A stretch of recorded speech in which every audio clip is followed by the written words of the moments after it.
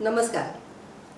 मेधासुक्तमच्या या नवीन भागामध्ये तुमच्या सगळ्यांचं मनापासून हार्दिक स्वागत. मेधासुक्तमच्या या भागामध्ये आपण भेटणार आहोत एका विदुषीला. एक अतिशय सुप्रसिद्ध बहुचर्चित असं व्यक्तिमत्व शेफाली वैद्य. शेफाली वैद्य या स्वतः लेखिका आहेत, भारतभर भ्रमण करणारे आहेत.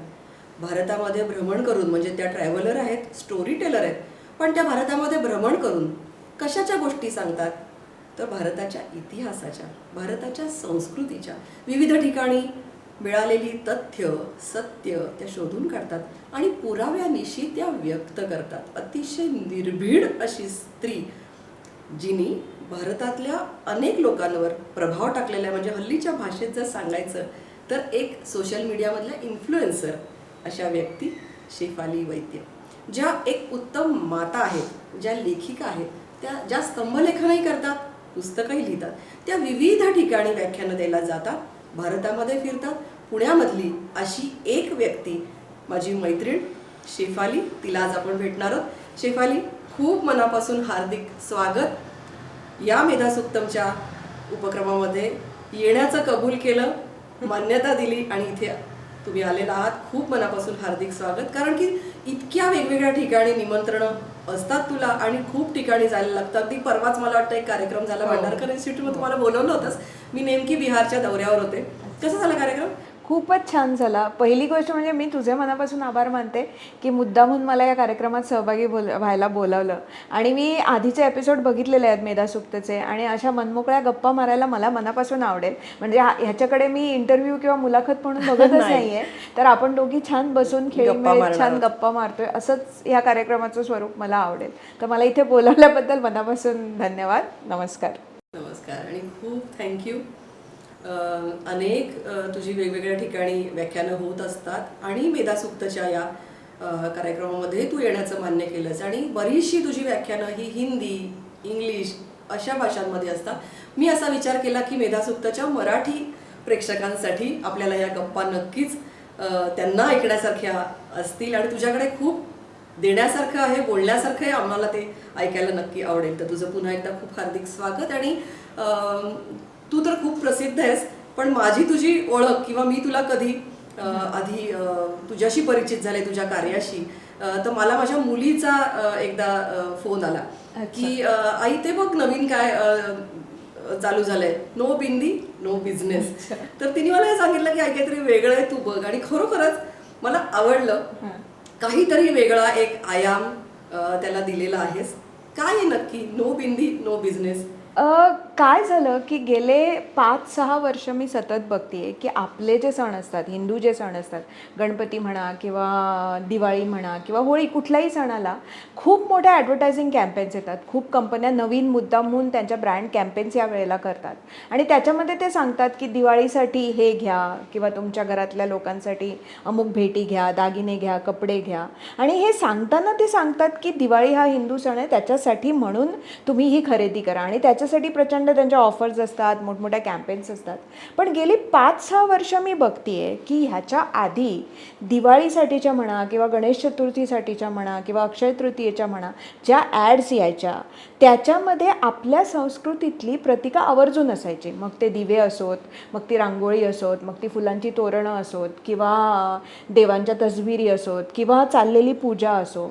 आणि जे मॉडेल्स ते वापरायचे ते मॉडेलनी सहसा पारंपरिक कपडे घातलेले असायचे आणि एकदम सालंकृत दिसायच्या त्यातल्या स्त्रिया आणि पुरुष दोघी. आणि त्यांच्या चेहऱ्यावरती एक छान आनंद दिसायचा. आणि बरोबरच आहे ना, आपण सण साजरा करतोय, कुणाचं तरी सुतक नाही पाळतोय, त्याच्यामुळे तो चेहऱ्यावरती आनंद दिसायलाच पाहिजे.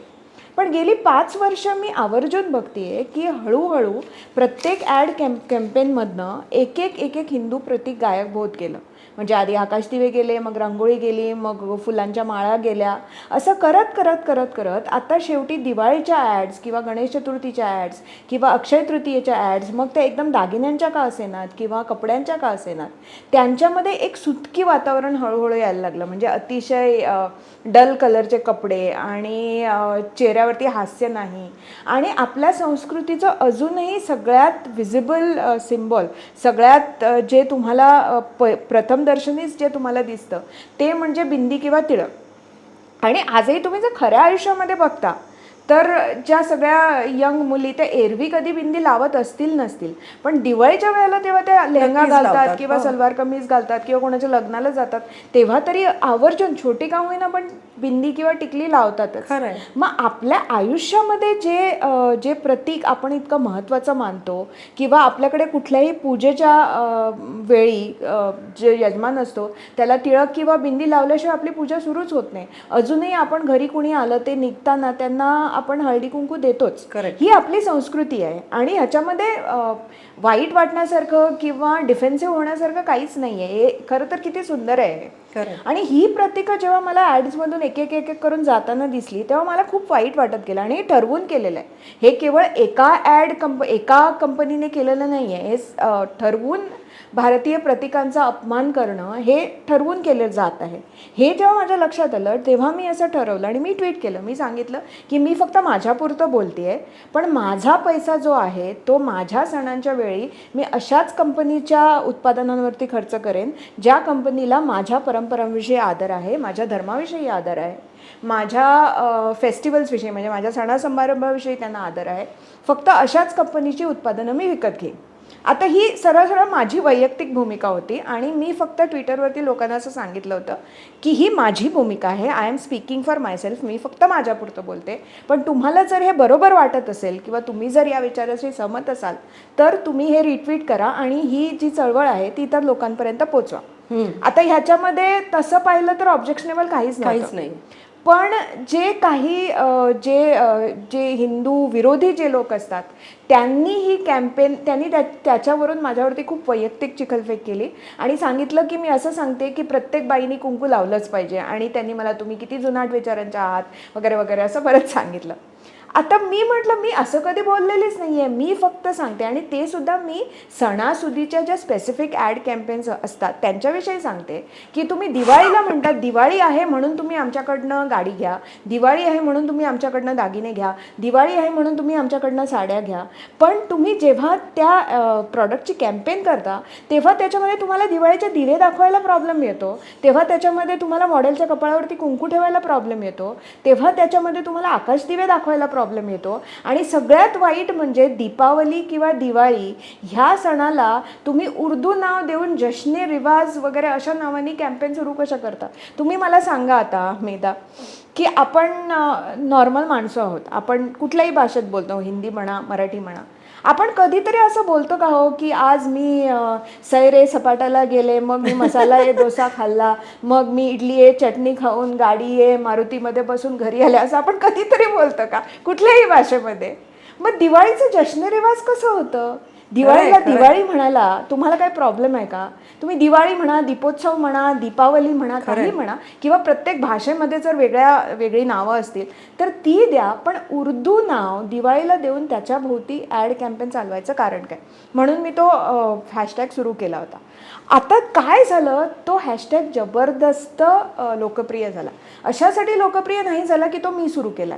लोकप्रिय अशासाठी झाला की हे बऱ्याच लोकांना एक्झॅक्टली आणि हे बऱ्याच लोकांनाही जाणवत होतं पण त्यांना ते एक्सप्रेस नव्हतं करता येत कदाचित. आणि जेव्हा मी एक्सप्रेस केलं तेव्हा मला सगळे खूप फोन आले मला आणि त्या फोनवरती लोकांनी सांगितलं, मेसेज आले इनबॉक्समध्ये की तुम्ही बोलता ते खरं आहे. तुम्ही जेव्हा हे पॉईंट आउट केलं तेव्हा मी रस्त्याने जाताना सगळे होर्डिंग्स बघायला लागले किंवा बघायला लागलो आणि त्याच्यामध्ये दागिन्यांच्या जाहिरातीमध्ये किंवा कपड्यांच्या जाहिरातीमध्ये मॉडेलच्या चेहऱ्यावरती बिंदी नाही हे मला आत्ता जाणवतंय. म्हणजे आम्ही कधी बघितलं नव्हतं पण आत्ता आम्ही मोजत गेलो असं मला बऱ्याच लोकांनी सांगितलं. आणि त्याच्यानंतर त्याचा इतका मोठा इम्पॅक्ट झाला की बऱ्याच ॲडव्हर्टायझर्सनी म्हणजे इन्क्लुडिंग रिलायन्स ट्रेंड्स ही भारतातली एक सगळ्यात मोठी रिटेल कंपनी आहे, टॅनिशसारख्या ब्रँडनी किंवा पुण्यामध्ये सांगायचं तर PNG सारख्या ब्रँडनी त्यांच्या आधी शूट केलेले जे कॅम्पेन्स होते ज्याच्यामध्ये मॉडेलच्या चेहऱ्यावरती बिंदी नव्हती ती त्यांनी बदलून त्याच्यामध्ये फोटोशॉपने बिंदी ॲड केली आणि एवढी कॅम्पेन सक्सेस झाली. आणि त्याशिवाय त्या कॅम्पेनचा भाग म्हणून बऱ्याच लोकांनी दुसरी एक वेगळी कॅम्पेन सुरू केली की ज्या दुकानदाराच्या कपाळावरती टिळक आहे फक्त त्याच्याकडनं आम्ही वस्तू घेऊ आमच्या सणाच्या दिवशी स्पेशली. ही काही मी सुरू केलेली कॅम्पेन नव्हती पण मुळातल्या त्या कॅम्पेनला फुटलेला हा फाटा होता. आणि अजूनही मला लोक नो बिंदी नो बिझनेस कॅम्पेनमुळे ओळखतात. मला आठवतंय मी गेल्या वेळेला कर्वे रोडवरती तिथे एक बाई कागदाचा आकाशदिवा करून विकतात, खूप सुंदर टीचर असतो त्यांचा, मी त्यांच्याकडनंच घेते दरवर्षी. तर मी तिकडे चालले होते आणि तिथे आता मेट्रोचं काम सुरू असल्यामुळे गाडी तुम्हाला कुठेतरी दूर थांबून चालत जावं लागतं. तर मी तिथे चालत जात होते आणि मोटरसायकलवरनं 2 तरुण मुलं जात होती. तर ते जाता जाता मला बघून ओरडले, नो बिंदी नो बिझनेस. म्हणजे मला कळेपर्यंत ते तिथून ऑलरेडी गेलेले होते. पण त्याचा इम्पॅक्ट इथपर्यंत झाला होता की जी 20-22ची जी तरुण पिढी आहे त्याला पण कुठेतरी हे कळत होतं आणि जाणवत होतं. ही जी जाणीव होती ती समाजामध्ये होती. हे मी केलं म्हणून झालेली नाही आहे, ही लोकांची मूवमेंट होती आणि म्हणून ती यशस्वी झाली. खूप छान. आणि त्या 2 टू व्हीलरमधल्या मुलांनी, टू व्हीलरवाल्या, तुला एक प्रकारे सलामीच दिलेली तुझ्या त्या कामाला, किंवा जे काय ते हॅशटॅग होतं ते लोकांना इतकं कॅची झालं आणि त्याच्यातून ते वेगवेगळ्या पद्धतीने विचार करायला लागले. मला नेहमी असं वाटतं की तू जी भूमिका घेतेस आणि मांडतेस ना, एक प्रकारची वैचारिक क्रांती म्हणू आपण, की जी त्या त्यावेळेला आवश्यक असते आणि समाजाला दिशा देण्यासाठी ती गरजेची असते, तर तू देतेस. तर जसं तू ह्या जाहिरातींमधनं सांगितलंस की एक प्रकारे हिंदूंच्या सणांविषयी कुठेतरी एक अवमानकारक किंवा आपल्यालाच आपल्या सणांविषयी काहीतरी कमी वाटावं, कमी उल्लेख व्हावा त्याचा असं वाटावं, आणि इतर सणांना मात्र खूप काहीतरी त्याचं उदात्तीकरण व्हावं, अशा प्रकारचे हिडन मेसेज, म्हणजे डायरेक्ट नाही पण एक प्रकारे आपल्या अस्मिता बोथट करण्यासाठी हे कुठेतरी एक सांस्कृतिक पद्धतीने परिणामकारक ठरतात असं नेहमी वाटत असतं. तर जसं ते जाहिरातींमधनं घडतं तशाच पद्धतीने ते चित्रपटांमधनं घडतं, काही वेळेला गाण्यांमधनं घडतं, टी व्हीवरच्या सिरियल्समधनं घडतं. पण ह्या तुझ्या जे काही तू आता एक वैचारिक चळवळ चालू केलीस किंवा लोकांना एक विचारांना दिशा दिलीस, तशा प्रकारे इतरही काही जण आहेत. तर ह्या सगळ्यामुळे कुठेतरी समाज बदलतोय. काही चित्रपट आता बायकॉट होताना दिसत आहेत, काही दर्गे आता कमी संख्येने लोक तिथे जात आहेत असं दिसतंय. लोक रिॲक्शन द्यायला लागलेत, किंवा रत्ना पाठक आता कालच का परवा काहीतरी नुकत्याच बोलल्या. तर ह्या सगळ्या वर लोक काही विचार करतात, काही प्रतिक्रिया देतात, काय वाटतं तुला? नाही, जागृती तर आलेलीच आहे आणि जास्तीत जास्त ह्या देशातली सामान्य जनता आहे जी प्रॅक्टिसिंग हिंदू आहे अजूनही, जी मंदिरांमध्ये जाते, जी सण साजरे करते, जी आपलं खाजगी आयुष्य हे हिंदू आचारपद्धतीप्रमाणे जगायचा प्रयत्न करते शक्यतो. त्यांच्यामध्ये ते आधी बोलत नव्हते कारण त्यांना असं वाटत होतं की त्यांना आवाजच नव्हता, त्यांना व्हॉइसच नव्हता कुठल्याही माध्यमामध्ये, मग ते समाज माध्यमं असोत किंवा मास मीडिया असोत. पण आत्ता काय झालं आहे, आत्ता त्या लोकांना आवाज मिळालेला आहे. आणि जेव्हा माझ्यासारखी माणसं जेव्हा एखादी भूमिका मांडतात तेव्हा त्यांना कुठेतरी असं वाटत असतं की हां, मलाही हेच वाटत होतं, पण हे आत्ता कोणीतरी बोलून दाखवतं आहे, म्हणून ती कॅम्पेन मोठी होते. ती काही कुणी एकट्याने कॅम्पेनमध्ये, मुळात तुमच्या विचारामध्ये जर बळ नसेल तर तुम्हाला लोक कधीच साथ देणार नाहीत. ही सत्य घटना आहे. जेव्हा तुम्ही काहीतरी बोलता तेव्हा समोरच्या माणसाला वाटत असतं की या भूमिकेमागे काहीतरी विचार आहे, काहीतरी ठाम बैठक आहे, तेव्हाच ते तुम्हाला मदत करतात. आता तू मला पिक्चरचं विचारलंस. आता ह्या रत्नाबाई पाठक ज्या कोणी आहेत त्यांनी काय म्हटलं की करवा चौथ करणं हे प्रतिगामी समाजाचं लक्षण आहे वगैरे. पण या बाई, आता करवा चौथ काही कोणी कुणाला चापकाचे फटकारे मारून करायला लावत नाही. त्या बायका आपण करतात, त्यांना वाटतं त्या करतात. हे त्यांचं फ्रीडम नाही आहे का, किंवा हा हक्क त्यांना नाही आहे का? आता उद्या मला वाटलं वटसावित्रीच्या दिवशी वडाला जाऊन फेरे घालावेत, तर तो माझा प्रश्न आहे ना, मी ठरवते वटसावित्रीला वडाला फेरे घालावेत की नाही. कुणी मारून मुटकून जबरदस्ती करणं ह्याच्या विरुद्ध तुम्ही आवाज उठवला तर मी समजू शकते. पण मला असं वाटतं की माझ्या परंपरांचा मला सन्मान करावा असं वाटतो, तर त्याच्यामध्ये तुम्हाला काय प्रॉब्लेम आहे? आणि ज्या टीका करतात त्या मात्र दुसऱ्या धर्माच्या बाबतीतल्या ज्या प्रथा आहेत त्या आणि त्याच्याबद्दल काही बोलत नाही. आता ही रत्ना पाठक शाहबाई आहे. इस्लाममध्ये फक्त इस्लाम हा एकमेव बिलीफ सिस्टम असा आहे ज्याच्यामध्ये आजही आफ्रिकेतल्या काही देशांमधून आणि इवन मिडल ईस्टमधल्या काही देशांमधून फिमेल जेनायटल म्युटिलेशन, म्हणजे जी स्त्री असते तिच्या जननेंद्रियाची, for the lack of a better word, सुनता ही मुद्दामून करतात. कारण त्याच्यामुळे त्या स्त्रीला पुढे जे रिलेशन्स असतात त्याच्यामध्ये तिला काही सुख किंवा आनंद मिळू नये हे करण्यासाठी म्हणून ती अत्यंत क्रूर प्रथा एकदम 5-5, 6-6, 7-7 वर्षांच्या मुलींवरती ती केली जाते. त्याच्यावरती या बाई कधीच काही बोललेल्या नाही आहेत. बुरखा 3 वर्षाच्या मुलीला किंवा 3 वर्षाच्या सोडा, अगदी आजकाल 6-7 महिन्यांच्या मुलीला पूर्ण बुरखा घालून फिरायला नेलेलं मी बघितलेलं आहे. अरे बापरे. म्हणजे 7-8 महिन्याच्या बाळाला काय कळतंय कोण मुलगी आणि कोण मुलगा आहे. पण ह्याच्या विरुद्ध या रत्नापटक बाईंनी कधी आवाज उठवलेला मला दिसलेला नाही आहे. म्हणजे फक्त तुम्हाला जे काही बोलायचं ते फक्त हिंदू प्रथांच्या विरुद्धच बोलायचं आणि बाकीच्या धर्मांच्या प्रथांविरुद्ध बोलायचं नाही, हे बरोबर नाही आहे. बरं, दुसरी गोष्ट आपल्याकडे आणि ह्याला बऱ्याच अंशी पिक्चरमधनं जे दाखवलं आहे किंवा ज्या प्रकारची भाषा वापरली जाते तीही त्याला जबाबदार आहे. काय म्हणतो आपण की एखादी मुलगी ही जराशी म्हणजे तथाकथित मॉडर्न नसली आणि ती अंगभर कपडे घालत असली आजही आणि सोज्वळ असली तर तिला उपहासाने काय म्हटलं जातं की सती सावित्री मत बनव. आता ह्याच्यामध्ये सती आणि सावित्री ह्या दोन्ही आपल्या इतिहासातल्या आपल्या परंपरेतल्या खूप सामर्थ्यशाली स्त्रिया होत्या. खरं आहे. आता सावित्रीची तुम्ही गोष्ट घ्या, बहुतेक जणांना माहिती आहे पण ज्यांना माहिती नसेल त्यांना सांगते. सावित्री राजाची मुलगी होती. तिला राजाने सांगितलं, ती वयात आली तेव्हा, की आपण तुझं लग्न करूया, मी तुझ्यासाठी तुला साजेसा राजपुत्र मुलगा शोधतो. ती म्हणाली नको, माझा नवरा मीच शोधेन, मला राजपुत्र वगैरे नको आहे, माझ्या मनात एक छवी आहे, त्या छवीला साजेसा पुरुषच मी शोधणार. आणि ती स्वतः जाते, आई वडिलांचा विरोध पत्करून ती स्वतः जाते, ती स्वतः सत्यवानाचा शोध घेते. तिला सत्यवान आवडतो कारण तिच्या मनामध्ये जो सुसंस्कृत वीर चांगला विचारांचा जो मुलगा असतो त्याच्यामध्ये सत्यवान बसतो. आणि सत्यवान हा राजपुत्र असला तरी त्याच्या वडिलांचं राज्य गेलेलं असतं म्हणून तो कुठेतरी जंगलात राहत असतो, गरीब असतो. त्याला सांगितलेलं असतं की त्याचं आयुष्य हे फार कमी आहे, अल्पायुषी आहे तो, हे सगळं तिला माहिती असतं. तरीसुद्धा ती वडिलांना जाऊन सांगते की मला याच्याशीच लग्न करायचं आहे. आणि वडिलांचा आणि आईचा विरोध पत्करून ती सत्यवानाशी लग्न करते, राजवाडा सोडून जंगलात येऊन राहते, त्याच्या आईवडिलांची सेवा करते, त्याच्याबरोबर राहते. आणि जेव्हा यम त्याला घ्यायला येतो ठरलेल्या दिवशी, तेव्हा ती यमाच्या मागे जाते. ती फक्त झालं याचं आयुष्य संपलं म्हणून यम त्याला घेऊन चालला, माघार घेत नाही, जिद्दीने जाते. जिद्दीने जाते. आणि एवढंच नाही, ती त्याच्या मागे जाते जाते शेवटी यम तिला सांगतो की तुझी वेळ नाही आहे, तू परत जा आता. ती म्हणते नाही, मी माझ्या नवऱ्याचा जीव घेतल्याशिवाय मी परत जाणार नाही. तर यम तिला म्हणतो ठीक आहे, तू एक वर माग पण मला जाऊ दे.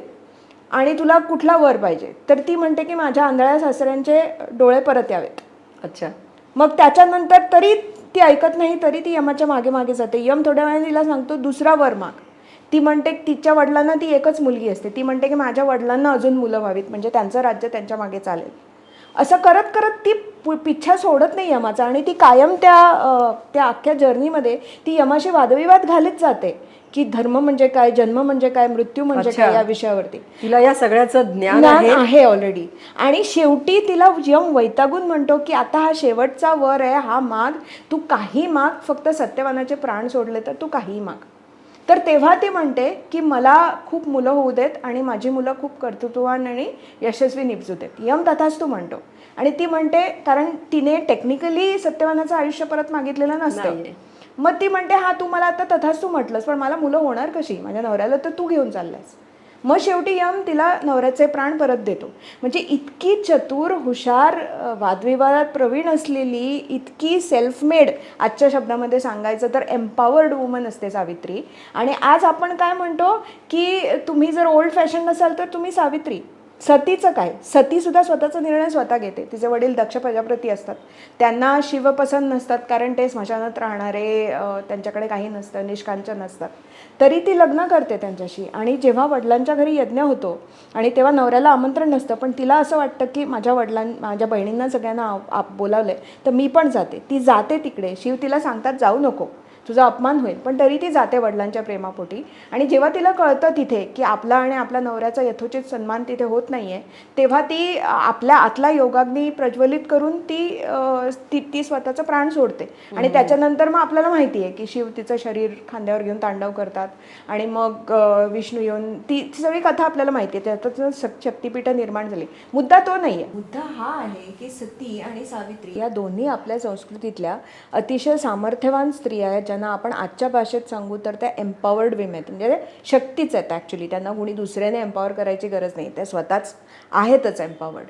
तर त्यांची तुलना किंवा त्यांचं नाव आपण आज कुठल्या संदर्भात घेतो? उपहासात्मक पद्धतीने घेतो. एक्झॅक्टली. हे कुठेतरी बदललं पाहिजे. बिलकुल आणि हे बदल तेव्हाच बदलेल जेव्हा आपल्याला आपला इतिहास समजेल. आपण आपली प्रतीकं किंवा आपला इतिहास, आपल्या परंपरा याच्याबद्दल आपल्याला फार कमी माहिती असतं आणि आपण जगभरचा अभ्यास करतो आणि त्याच्यामुळे कुठल्या तरी चित्रपटामध्ये असं उपहासात्मक वाचलेलं दिसतं आणि आपल्याला वाटतं की तेच खरं आहे. आणि पिक्चर्स हे त्यामुळे फार डेंजरस आहेत कारण त्याच्यातनं खूप सटल मेसेजेस जात असतात ऑडियन्सला. आत्ता सध्या जी कॅम्पेन चालू आहे, कुठला तो पिक्चर आमिर खानचा, लालसिंग चड्डा, त्याच्यावरती ती बॉयकॉट लालसिंग चड्डा नावाची सध्या कॅम्पेन चालू आहे. मुळात हा माणूस आत्तापर्यंत प्रत्येक गोष्ट जी देशामध्ये घडलेली आहे त्याच्यावरती त्याने तोंड उघडलेलं आहे. मग ते नर्मदा बचाव आंदोलन असो किंवा 2002चे गुजरातमधले दंगे असोत किंवा CAAचे प्रोटेस्ट असोत किंवा त्याच्या बायकोला म्हणे भारतामध्ये असुरक्षित वाटत होतं असं त्याने कुठल्या तरी इंटरव्ह्यूमध्ये म्हटलं होतं.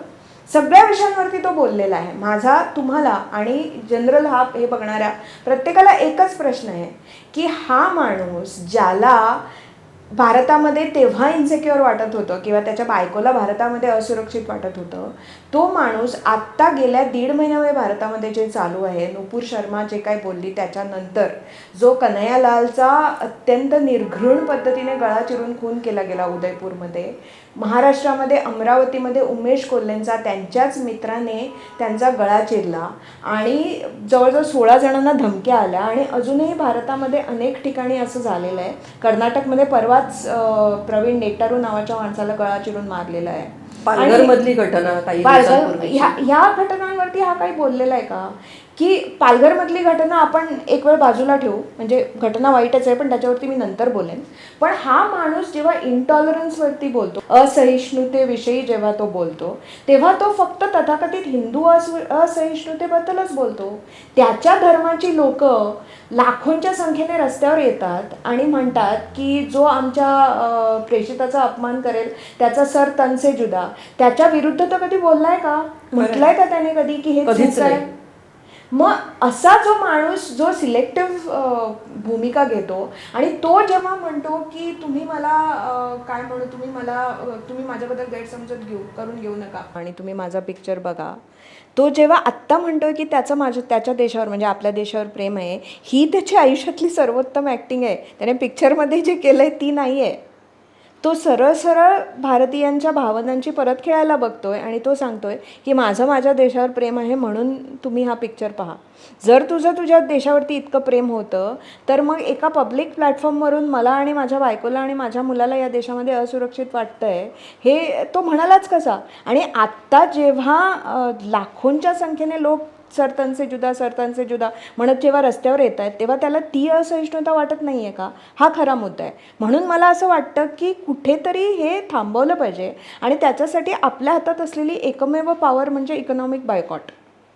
ती जर केली, आपण ठरवलं की आपण अशा माणसांचे पिक्चर बघायचेच नाहीत, तर सगळे जाग्यावर येतात आणि सगळे व्यवस्थित सगळ्यांचं आपापल्या देशावरती प्रेम वगैरे सगळं वाढीला लागतं. कारण शेवटी basically everything boils down to पैसे किती मिळतात त्याच्यावरती. कळलं पाहिजे की हे चालणार नाही. या देशात राहून याच देशाशी प्रतारणा करणं हे चालणार नाही, हे त्यांनाही कधीतरी कळलं पाहिजे. पण हे त्यांना कसं कळवून द्यायचंय आता लोकांना? मला वाटतं हळूहळू कळायला लागलंय की ते त्यांना कशी अद्दल घडवायला लागलेत. कारण आता सध्या आपण बघतोय की काही मूव्हीज तर अजिबात एक दिवस 2 दिवस वगैरे चालले आणि नंतर बंद पडले. आणि त्याच वेगळ्या अर्थाने की काश्मीर फाईल्स सारखा चित्रपट चालत राहिला लोकांनी त्याला डोक्यावर घेतलं. म्हणजे मी व्यावसायिक यशाबद्दल नाही बोलत, मी या यशाबद्दल बोलते की भारतभर त्याची चर्चा झाली, लोकांचं मतपरिवर्तन झालं किंवा लोकांना एक दिशा मिळाली आणि खूप माहिती मिळाली की जो विषय ते लाईटली घेत होते त्या विषयाचं गांभीर्य त्यांना कळलं.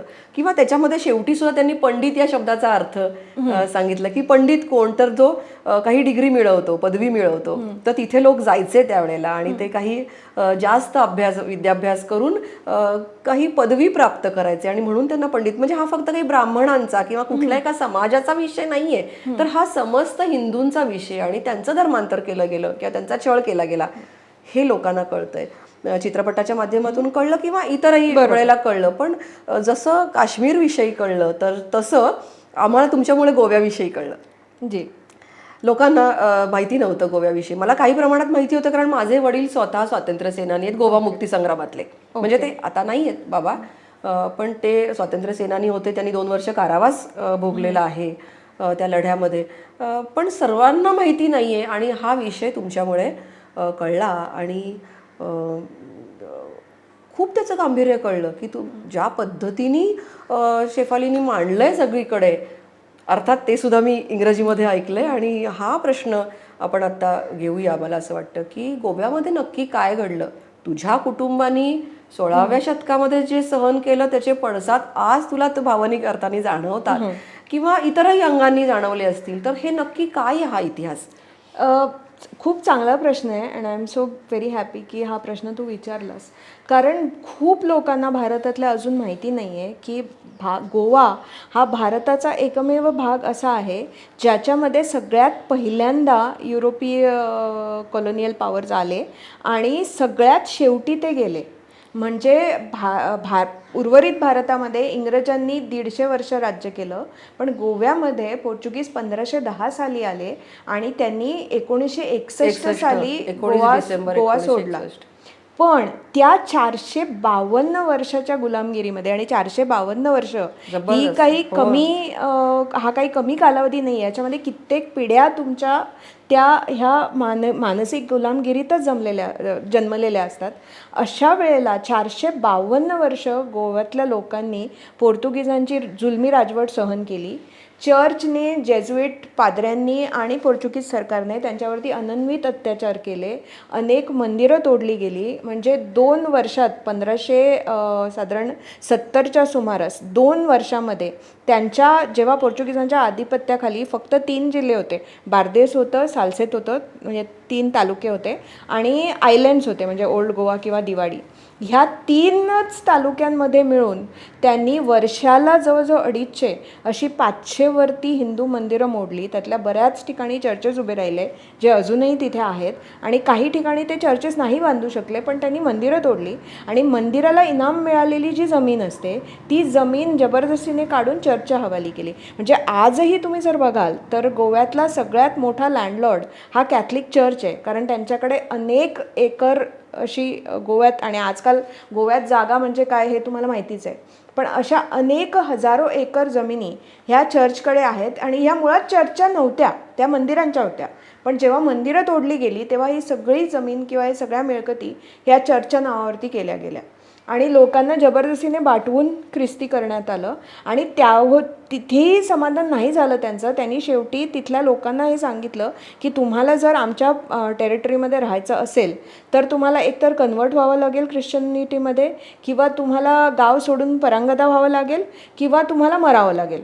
आता ह्यातली कारुण्याची गोष्ट बघा की हे जे तुम्हाला एकतर इथनं जावं लागेल, किंवा तुम्हाला कन्वर्ट व्हावं लागेल, किंवा तुम्हाला मरावं लागेल, हे 3 चॉईसेस होते. तेच 3 चॉईसेस तुम्ही आता काश्मीरमध्ये बोललास. 1990मध्ये काश्मीरच्या मुसलमानांनी एक्झॅक्टली तेच 3 चॉईसेस तिथल्या लोकांना दिले होते. रालीव, गालिव या चालीव. म्हणजे एकतर तुम्ही इस्लाममध्ये कन्वर्ट व्हा, किंवा तुम्ही काश्मीर सोडून चालते व्हा, किंवा तुम्ही मरायला तयार व्हा. आणि तेच चॉईसेस माझ्या पूर्वजांनाही दिले गेले होते गोव्यामध्ये ख्रिश्चनिटीच्या पायिकांनी. आणि त्यामुळे बरेचसे जे हिंदू लोक होते ते हिंदू लोक त्यावेळेला गोवा सोडून दुसरीकडे गेले, जे अजूनही ते पार केरळपर्यंत गेले. म्हणजे केरळमध्ये कोंकणी बोलणारी कम्युनिटी आहे, कर्नाटकमध्ये कोंकणी बोलणारी कम्युनिटी आहे, महाराष्ट्रात बऱ्याच ठिकाणी कोकणातल्या किनारपट्टीवरती कोकणी बोलणारी कम्युनिटी आहे. हे सगळे गोव्यावरनं आलेले आहेत, कारण त्यांना तिथे सांगितलं होतं की तुम्हाला जर तुमचा धर्म टिकवायचा असेल तर तुम्हाला एकतर गोवा सोडलं पाहिजे, किंवा तुम्हाला मेलं तरी पाहिजे, किंवा तुम्हाला गोव्यात राहायचं असेल तर तुम्हाला कन्वर्ट झालंच पाहिजे. इतका तो क्रूर काळ होता. पण मला सांगायचं आहे ते हे की इतकं सगळं असून सुद्धा गोव्याच्या लोकांनी देव, देश आणि धर्म या बाबतीतवरची आपली निष्ठा ढळून दिली नाही, आणि ते संपूर्णपणे गोव्याचं ख्रिस्तीकरण कधीच झालं नाही, पोर्चुगीजांनी जंग पछाडलं तरीही. आणि जेव्हा तुम्ही हे कम्पेअर करता की स्पेन आणि पोर्चुगालने दक्षिण अमेरिकेमध्ये त्यांनी तिथे पण राज्य केलं आणि तिथल्या ज्या संस्कृती होत्या त्यासुद्धा खूप पॉलिथिइस्टिक होत्या, त्यासुद्धा खूप समृद्ध होत्या, त्यासुद्धा खूप त्यांच्यामध्येही खूप त्यांच्या सांस्कृतिक परंपरा होत्या. इंकन संस्कृती म्हणा किंवा मायन म्हणा किंवा एस्टेक म्हणा, ह्या तिथल्या समृद्ध संस्कृती होत्या. त्यांना संपूर्णपणे नेस्तनाबूत करून त्यांनी तिथे त्याचं 100% ख्रिस्तीकरण केलं आणि हे करायला त्यांना त्या देशांमध्ये उणीपुरी फक्त 50 वर्ष लागली. प्रत्येक देशामध्ये, मेक्सिकोमध्ये म्हणा किंवा पेरूमध्ये म्हणा किंवा ब्राझीलमध्ये म्हणा, कुठल्याही देशामध्ये त्यांना 60-70 वर्षांपेक्षा जास्त काळ कुठेही लागला नाही त्या अख्ख्या देशाचं ख्रिस्तीकरण करायला. पण गोव्यामध्ये, एवढ्याशा छोट्याशा गोव्यामध्ये त्यांनी 452 वर्ष राज्य केलं. तरीसुद्धा जेव्हा पोर्चुगीज सोडून गेले तेव्हा गोव्यात बहुसंख्य लोक हे हिंदूच होते. आणि हे बऱ्याच लोकांना माहिती नाही. इवन महाराष्ट्रातल्या लोकांना किंवा भारतातल्या लोकांना असं वाटतं की ते जेव्हा गोव्याला जातात, गोवा म्हणजे जवळजवळ 90% ख्रिस्ती आहे आणि त्याला आपलं सरकार पण काही अंशी जबाबदार आहे. कारण इतकी वर्ष गोव्याच्या सरकारने ज्या टुरिझमच्या कॅम्पेन्स केल्या होत्या त्याच्यामध्ये त्यांनी फक्त बीच आणि चर्चेस एवढंच दाखवलं होतं. गोव्यामध्ये इतकी सुंदर मंदिरं आहेत, समृद्ध मंदिरं आहेत, साफ मंदिरं आहेत जी कायम उघडी असतात, ज्याच्यामध्ये तुमच्या मागे कोणी लागत नाही की तुम्ही अमुकच पैसे द्या, अमुकच सेवा करा म्हणून. अत्यंत सुरेख निसर्गरम्य वातावरणात तिथली मंदिरं आहेत. त्याच्यावरती कुणीही आजपर्यंत त्याची जाहिरात होत नाही, त्यांना प्लॅटफॉर्म दिलेला नाही. आत्ता होतोय. पण हा जो इतिहास आहे, हा इतिहास इतका आणि असं नाही आहे की हा अप्रसिद्ध इतिहास आहे. कारण स्वतः चर्चने सगळे रेकॉर्ड्स ठेवले होते. त्यांनीच लिहून ठेवलं आहे की आम्ही अमुक वर्षी अमुक देवळं मोडली, आम्ही अमुक वर्षी इथली देवळं मोडून इथे इथल्या देवाचं चर्च बांधलं, आम्ही इतक्या लोकांना ख्रिस्ती केलं, आम्ही इतक्या लोकांना जाळून मारलं. ते लोकांना जाळून मारायचे. त्याला एक सेरेमनी असायची आवतो दा फे नावाची. तेव्हा जो माणूस ख्रिस्ती झाला आहे हिंदूवरनं, पण जो सिक्रेटमध्ये किंवा जो त्याच्या घरात अजूनही हिंदू चालीरीतींचं पालन करतो, म्हणजे पूजा करतो किंवा त्याच्या घरामध्ये तुळशीचं झाड एखादं आपणहून उगवलं असेल, म्हणजे लावलेलं नाही, असंच तुळशीचं बी शेजाऱ्याच्या घरातनं येऊन पडलं आणि तुळशीचं रोप उगवलं, तरीसुद्धा त्या आरोपावरून त्याची रवानगी इन्क्विजिशन पॅलेसमध्ये जायची, त्याचा तिथे छळ व्हायचा. आणि काही ठिकाणी जर त्याने मान्य नाही केलं की तो हे सगळं करतोय तर त्यांना जिवंत जाळून मारलं जायचं. एक गोव्यात हातकात्रो खांबो नावाची जागा आहे. आज बिचारा तो खांबो कुठेतरी अंग चोरून एका मोठ्या फ्लायओव्हरच्या खाली उभा आहे. दुर्दैव आहे आपलं की आपण त्याचं नीट जतन नाही केलेलं. पण तिथे त्या खांब्याला हात बांधून लोकांना ते ठेवायचे आणि त्याच्या खाली जाळ करून त्यांना जिवंत मारायचे आणि त्याची पूर्ण सेरेमनी होती. आता हे आपल्याला कसं कळलं तर चार्ल्स डेलॉन नावाचा एक फ्रेंच डॉक्टर होता. तो त्या इन्क्विजिशनमध्ये काही वर्ष प्रिझनर होता दुसऱ्या वेगळ्या कारणांमुळे. आणि त्याने ही जी ऑटोदाफे नावाची जो समारंभ होता लोकांना जाळून मारण्याचा, तो त्याने स्वतः आपल्या डोळ्यांनी बघितला. आणि मग पुढे तो सुटल्यानंतर त्याने फ्रान्समध्ये जाऊन त्याच्यावरती पुस्तक लिहिलं आणि तो कंटेम्पररी एव्हिडन्स आहे, कारण त्याने स्वतः ते बघितलेलं आहे की कसं लोकांना बांधून कसं जाळून मारायचे. त्याने तर इतकं वर्णन केलेलं आहे की जेव्हा ते आग पेटवत तेव्हा ते लोक ते झळा सहन न होऊन ते मोठमोठ्याने ओरडत आणि त्यांच्या जळक्या मांसाचा वास हा सगळीकडे पसरलेला असे, इथपर्यंत त्याने सगळं वर्णन केलेलं आहे. पण ते कुणाला माहितीच नाही आहे, कारण फारसं कुणी लोकांनी वाचलेलं नाही आहे. आणि आपण फक्त गोव्याचं जे चित्रण बघतो ते सिनेमामधनं म्हणू किंवा ॲडव्हर्टायझिंग कॅम्पेनमधनं म्हणू, त्याच्यामध्ये फक्त फन, फेणी आणि बीच आणि चर्चेस एवढंच दाखवतात. गोव्यात त्याच्या पलीकडे काही आहे. गोव्याला स्वतःची अशी अत्यंत समृद्ध परंपरा आहे, लोकपरंपरा आहे. गोव्याचं लोकसंगीत अत्यंत समृद्ध आहे. गोव्याचे लोकनृत्य अजून अत्यंत समृद्ध आहेत. गोव्याचं स्वतःचं एक वेगळं कुझीन आहे. गोव्याचे स्वतःचे वेगळे फोक फेस्टिवल्स आहेत जे तुम्हाला दुसरीकडे कुठेही सापडणार नाही आहेत. गोव्याच्या स्वतःच्या काही निसर्गपूजक परंपरा आहेत. म्हणजे फॉर एक्झाम्पल आमच्याकडे जेव्हा गणपती होतो तेव्हा गणपतीच्या समोर माटोळी नावाचा प्रकार होतो, जो कोकणातही होतो काही ठिकाणी. म्हणजे पाऊस संपता गणपती आलेला असतो तेव्हा सगळं जे रानात आणि शेतात जे पिकतं, जी बायोडायव्हर्सिटी असते तुमच्या अवतीभोवती, त्या बायोडायव्हर्सिटीचा सन्मान करायचा म्हणून तुमच्याकडे ज्या लोकल पिकणाऱ्या ज्या वनस्पती आहेत, ज्या भाज्या आणि फळं आहेत, ते सगळी आणायची आणि देवाच्या समोर त्यांची आरास करायची, अतिशय सुंदर पद्धतीने आरास करायची. आणि त्याच्यातनं मग त्यांचं संवर्धन होतं, त्याच्यातनं मग त्या वनस्पती टिकवल्या जातात. हे त्यामागचं ही त्या तुम्ही बॉटनिस्ट आहात तुम्हाला तर हे कळून खूपच छान वाटेल की हे असं काहीतरी होत होतं. आणि त्याच्यामुळे ती झाडं, त्यांचे औषधी उपयोग हे वडिलांनी मुलाला सांगायच्या, मुलाने नातवाला सांगायचे, असं करत करत ती परंपरा चालत आलेली आहे. अजूनही ती परंपरा आहे, पण दुर्दैवाने आता सगळीकडे होतं तसं त्यालाही एक कमर्शियल स्वरूप आलेलं आहे. त्यामुळे आधी काय अभिप्रेत असायचं की त्या घरातली जुनी जाणती लोकं ही घरामागच्या रानात जायची, घरामागच्या डोंगरावर जायची आणि तिथून ते स्वतः ते सगळं गोळा करून आणायचे आणि गोळा करता करता मग हे झाड हे कसं दिसतं, याचा औषधी उपयोग काय, हे सगळं करत करत ही चर्चा करत करत ते घरी यायचे आणि मग ती आरास करायचे. आत्ता काय होतं, आत्ता कोणीतरी जाऊन ते जंगलात ते सगळं तोडून आणतं आणि ते बाजारात तुम्हाला विकायला मिळतं आणि तुम्ही घेऊन येता आणि ते करता. त्याच्या मागचा जो उद्देश होता, जो उदात्त उद्देश होता, तो आता कुठेतरी डायल्यूट होत चालला आहे. पण मुद्दा तो नाही आहे. मुद्दा हा आहे की आमच्याकडे अशा परंपरा अजूनही आहेत आणि त्यांच्यावरती फार कमी बोललं जातं, फार कमी लिहिलं जातं. गोव्यातल्या लोकांना अर्थातच माहिती आहे, पण भारतातल्या म्हणा किंवा इव्हन महाराष्ट्रातल्या लोकांना ह्या अशा समृद्ध परंपरांविषयी फार कमी माहिती आहे. जेव्हा त्याच्यावरती मी बोलायला सुरुवात केली किंवा एकूणच गोवा इतिहास या विषयावरती बोलायला सुरुवात केली, माझ्यापुढे आदर्श होता तो अका प्रियोळकरांचा. अका प्रियोळकरांचं गोवा इन्क्विजिशनवरचं पुस्तक हे त्या विषयावरचं अजूनही सगळ्यात वेल रिसर्च आणि सगळ्यात मोठं रेफरन्स पुस्तक मानलं जातं. अजूनही त्यांच्या इतकं काम त्या विषयावरती कोणी केलेलं नाही आहे. अका प्रियोळकर हे माझ्या काकूंचे वडील, म्हणजे माझ्या वडिलांच्या मोठ्या भावाच्या बायकोचे वडील. आणि त्याच्यामुळे हे पुस्तक आमच्या घरात, म्हणजे त्याची पहिली एडिशन होती जी त्यांनी माझ्या आजोबांना, म्हणजे त्यांच्या वयांना भेट दिली होती. त्यामुळे मी अगदी वयाच्या 10व्या किंवा 11व्या वर्षी मी ते पुस्तक वाचून काढलं. तेव्हा काही समजतही नव्हतं, पण वाचून काढलं. आणि मी कुंकळी नावाच्या अशा गावातनं आलेली आहे, ज्या गावाला एक अतिशय समृद्ध अशी ऐतिहासिक परंपरा आहे. म्हणजे 1583 ह्या वर्षी माझ्या गावातल्या लोकांनी सामूहिक उठाव केला होता पोर्तुगीजांविरुद्ध.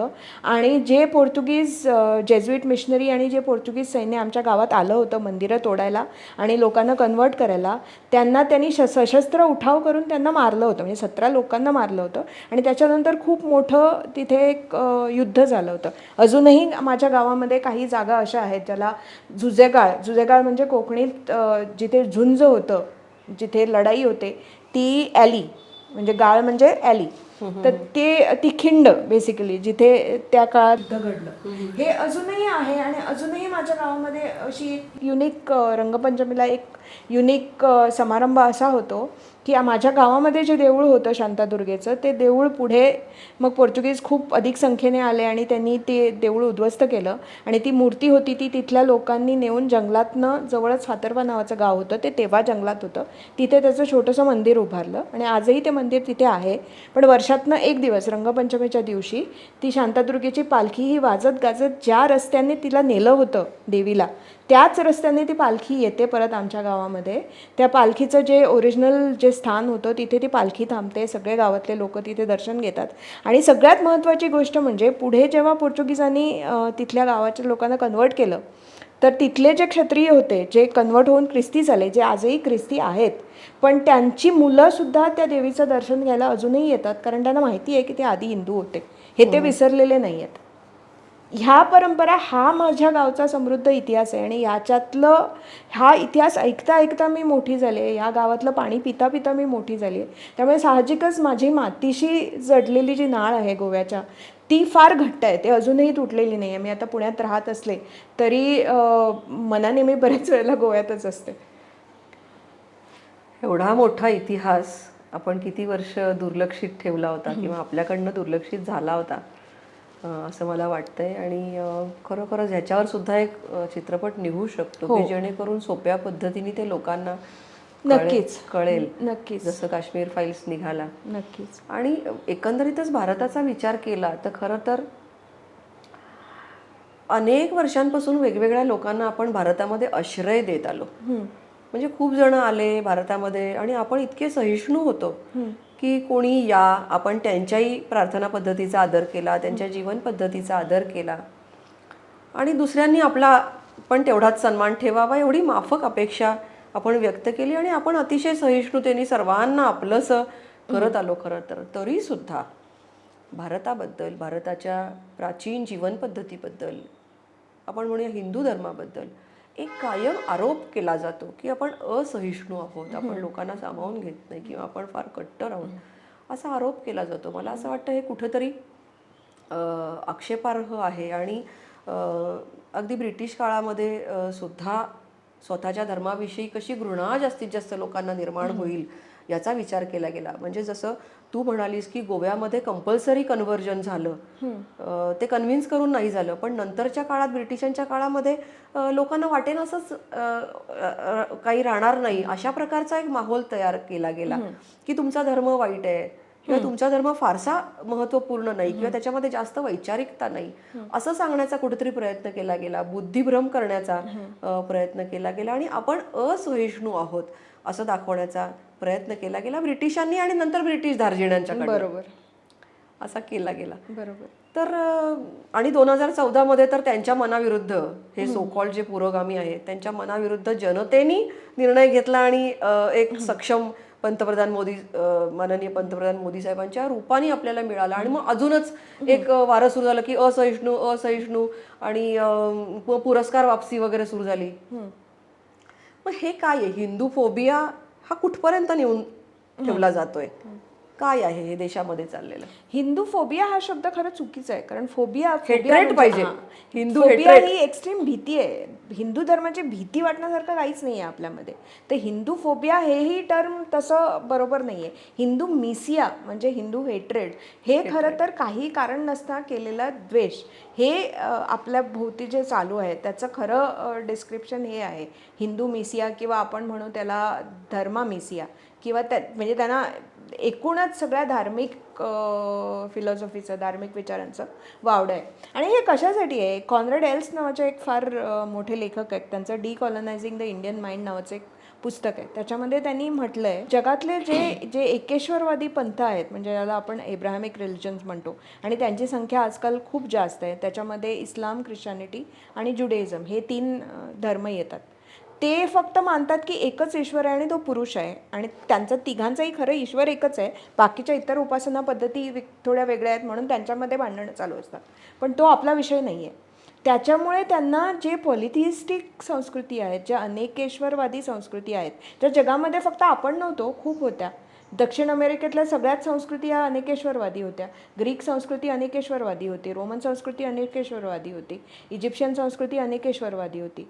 आपण आत्ता काय झालंय? आत्ता फक्त आपण म्हणजे हिंदू धर्म ही एकमेव अशी प्राचीन अनेकेश्वरवादी संस्कृती आहे जी आजही जीवित आहे. बाकीच्या सगळ्या संस्कृती या म्युझियममध्ये आहेत, म्हणजे त्यांचे अवशेष हे म्युझियम्समध्ये पडलेले आहेत. म्हणजे तुम्ही इजिप्तमध्ये गेलात तर इजिप्तच्या लोकांना त्यांच्या इतिहासाशी काही देणं घेणं नाही. त्यांना काही त्याच्याबद्दल अभिमान वाटलं तर दुःखच वाटतं, अभिमान तर वाटतच नाही. त्यांनी ते अवशेषही अशासाठी केवळ जिवंत ठेवलेत की ते अवशेष बघायला जगभरातून लोक येतात आणि त्यांना पैसा मिळतो म्हणून त्यांनी ते अवशेष ठेवलेत. नाहीतर तालिबानसारखे त्यांनी पण, तालिबानने जसे बामियान बुद्ध तोडले तसे त्यांनी पण तिथली सगळी जुनी मंदिरं, जुन्या सगळे पिरामिड वगैरे सगळे तोडूनच टाकले असते. कॉन्रॅड एल्सचं तेच तर म्हणणं आहे. ते म्हणतात की तुम्ही जर मृत झाला असतात, तुमचा धर्म, तुमच्या परंपरा, तुमची संस्कृती जर मृत झाली असती आणि कुठल्या तरी म्युझियममध्ये तुम्ही एक्झिबिट म्हणूनच राहिला असतात तर त्यांनी तुमचं खूप उदं केलं असतात. जो तो ग्रीक संस्कृतीवरती करतायत, रोमन संस्कृतीवरती करतायत, तुमच्यावरती पुस्तकं लिहिली असती, तुमच्यावरती PhDचे पेपर झाले असते, पण तुम्ही अजून जिवंत आहात आणि तोच खरा त्यांचा प्रॉब्लेम आहे. आपल्या धर्माबद्दल मी स्वातंत्र्यवीर सावरकरांचे आणि महात्मा गांधींचे असे दोघांचे विचार ऐकले होते. म्हणजे आता हा सगळा विषय आपला चाललाय त्याच्यावर आधारित की सावरकरांनी अतिशय वस्तुनिष्ठ असे काही मुद्दे मांडले होते की हे जे काही धर्मांतर झालं, काही जणांना फसवून झालं, काही जणांना सक्तीने झालं, तर याच्यामधल्या काही गोष्टी सावरकरांनी सांगितल्या होत्या की हे विहिरीमध्ये पावाचा तुकडा टाकून तुमचं धर्मांतर होणार नाही. आपला धर्म इतका काही तकलादू नाही आहे किंवा कुठेतरी मांस टाकलंय आणि मग तुम्ही त्याचं अनवधानाने पाणी पिलं म्हणजे तुमचं धर्मांतर झालं नाही. पण जर तशी भारतीयांची संकल्पना असेल किंवा तसं त्यांच्या भावना आता झाल्या असतील की अरे आपण आता बदललो का काय, तर त्यांना विशिष्ट प्रकारे विधिवत पुन्हा त्यांना घर वापसी केली पाहिजे असं सावरकरांचं ठाम मत होतं. आणि अजूनही खरं तर याचा जर अंमलबजावणी याची केली तर अनेक जण पुन्हा आपल्या धर्मामध्ये येऊ शकतात आणि ही काळाची गरज आहे असं मला वाटतं. आणि त्यावेळेला मात्र महात्मा गांधी म्हटलं होतं की हे निरर्थक आहे, असं काही करण्याची गरज नाही.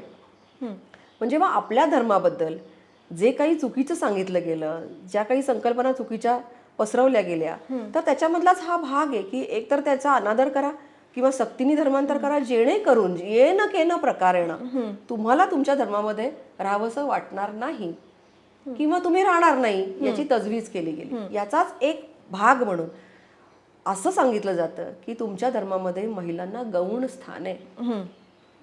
म्हणजे कुठेतरी एकदा असं सांगितलं जातं की स्मृतींमध्ये असं म्हटलंय की यत्र नार्यस्तु पूज्यन्ते रमन्ते तत्र देवताः, असंही म्हटलंय. पण त्याचबरोबर असंही म्हटलंय की न स्त्री स्वातंत्र्यम अर्हती, स्त्रियांना तुमच्या धर्मामध्ये स्थान नाही असं बघा बघा म्हटलंय, असंही सांगितलं जातं. आणि त्याच्यामुळे पुढे कुठेतरी जाऊन हा विषय असा जातो की महिलांना मंदिरामध्ये एंट्री नाहीये, मंदिरामध्ये प्रवेश नाहीये. तर ह्या सगळ्याकडे आपण कसं पाहता? असं म्हटलंय का खरोखरच आपल्या स्मृतींमध्ये, आपल्या पुराणांमध्ये, आपल्या धर्मग्रंथांमध्ये असं कुठे म्हटलंय की महिलांना नाहीये स्थान? पहिली गोष्ट अशी आहे की रूढी म्हणजे परंपरा नव्हे, परंपरा म्हणजे धर्म नव्हे. आणि तुम्हाला जोपर्यंत तुम्ही स्मृती ह्या काय आहेत, स्मृतिशेष म्हणजे तुम्हाला जे आठवतं ते त्या त्या वेळचे कोड्स आहेत. ती त्या त्या कोडकर्त्याने, म्हणजे तो मनू असेल किंवा आणि कुणी असेल, त्यांनी त्या त्या वेळच्या समाजात असलेले जे कोड्स प्रचलित होते, ज्या रूढी परंपरा प्रचलित होत्या, ते एकत्र करून त्यांनी त्यांचं कोडिफिकेशन केलं आहे. So in that sense it is like the IPC of that time. म्हणजे भारतीय दंडसंहिता जी आज आहे तशी ती त्या काळची दंडसंहिता होती. पण तुम्ही जर वेदांकडे गेलात तर तुम्हाला दिसून येईल की त्या काळामध्ये स्त्रियांना तुम्हाला हवं असेल तर तुम्हाला व्यवस्थित उपनयन करून तुम्हाला वेदांचा अभ्यास करायची तुमच्याकडे स्वातंत्र्य होतं, म्हणजे स्त्रियांकडे स्वातंत्र्य होतं. आणि म्हणूनच आपल्याकडे ब्रह्मवादिनी होऊन गेल्या. आणि त्याचबरोबर स्त्रीला हाही चॉईस होता की तिला जर ते करायचं नसेल तर ती सद्योवधू म्हणून, म्हणजे ती गृहस्थाश्रमामध्ये ती लग्न करून ती नवऱ्याच्या घरी जाईल आणि ते कर्तव्य करेल. म्हणजे तो चॉईस तुमच्याकडे कायमच होता त्या काळी. त्याच्यामध्ये अर्थातच कालांतराने बरेच बदल होत गेले, काही चांगले काही वाईट बदल होत गेले. पण त्याच्यामध्ये एक धागा केवळ कायम राहिला, तो म्हणजे आपल्या धर्मामध्ये जी इंट्रिन्सिक डायव्हर्सिटी आहे. आणि डायव्हर्सिटी म्हणजे काय म्हणू त्याला, अनेकतेमध्ये विविधतेमध्ये एकता. पण आपल्याकडे कुठल्याही समाजाच्या घटकाला असं समाजाची उतरण जरूर होती, मी नाही म्हणणार आहे, पण त्या उतरंडीमध्ये सुद्धा कुठल्याही समाज घटकाला बहिष्कृत केलेलं नव्हतं. त्या उतरंडीमध्ये त्यांना डेफिनेट स्थान होतं. आता ती उतरंड बरोबर होती की नाही हा वादाचा मुद्दा असू शकतो. आणि त्या काही प्रमाणामध्ये हिंदू धर्म हा ऑलवेज सेल्फ करेक्टिंग आहे. आणि त्याच्यामुळे आपल्यातले दोष हे आपण कायम बघितलेले आहेत आणि आपल्यातले ते दोष आपण बाजूला टाकत टाकत टाकत टाकत आपण पुढे आलेलो आहोत. आणि ह्याच्यामध्ये सावरकरांसारख्या त्या काळच्या समाजसुधारकांचा फार मोठा वाटा आहे. किंवा पुण्यात म्हणालात तर कर्वेंसारख्या समाजसुधारकांचा फार फार मोठा वाटा आहे. इवन शिवाजी महाराजांनी, तुम्ही आता शुद्धीचं बोललात, शिवाजी महाराजांनी जेव्हा नेताजी पालकरांना परत हिंदू करून घेतलं किंवा बजाजी निंबाळकरांना परत हिंदू करून घेतलं, इतकंच नाही तर हिंदू करून घेतल्यानंतरही त्यांच्याशी लग्न करायला किंवा त्यांच्या घरात मुलगी द्यायला कोणी तयार होत नव्हतं, तेव्हा शिवाजी महाराजांनी स्वतःची मुलगी, म्हणजे एका अभिषिक्त छत्रपतीची मुलगी, त्यांच्याकडे त्याचं बजाजी निंबाळकरांचं त्यांनी लग्न करून दिलं. कशासाठी करून दिलं की राजा जी प्रथा पाडतो ती प्रथा पुढे प्रजेमध्ये राजमान्य होते. आणि त्याच्यामध्ये मग हे शुद्धीकरण, हे याच्याविषयी कुणाच्याही मनामध्ये किलमिश राहू नये, याच्याविषयी कुणाच्याही मनामध्ये किंतू राहू नये आणि ते समाजाने एक्सेप्ट करावं म्हणून त्यांनी काळाच्या फार पुढे जाऊन कित्येक लोकांचा विरोध डावलून त्यांनी हा युगप्रवर्तक निर्णय घेतला. आणि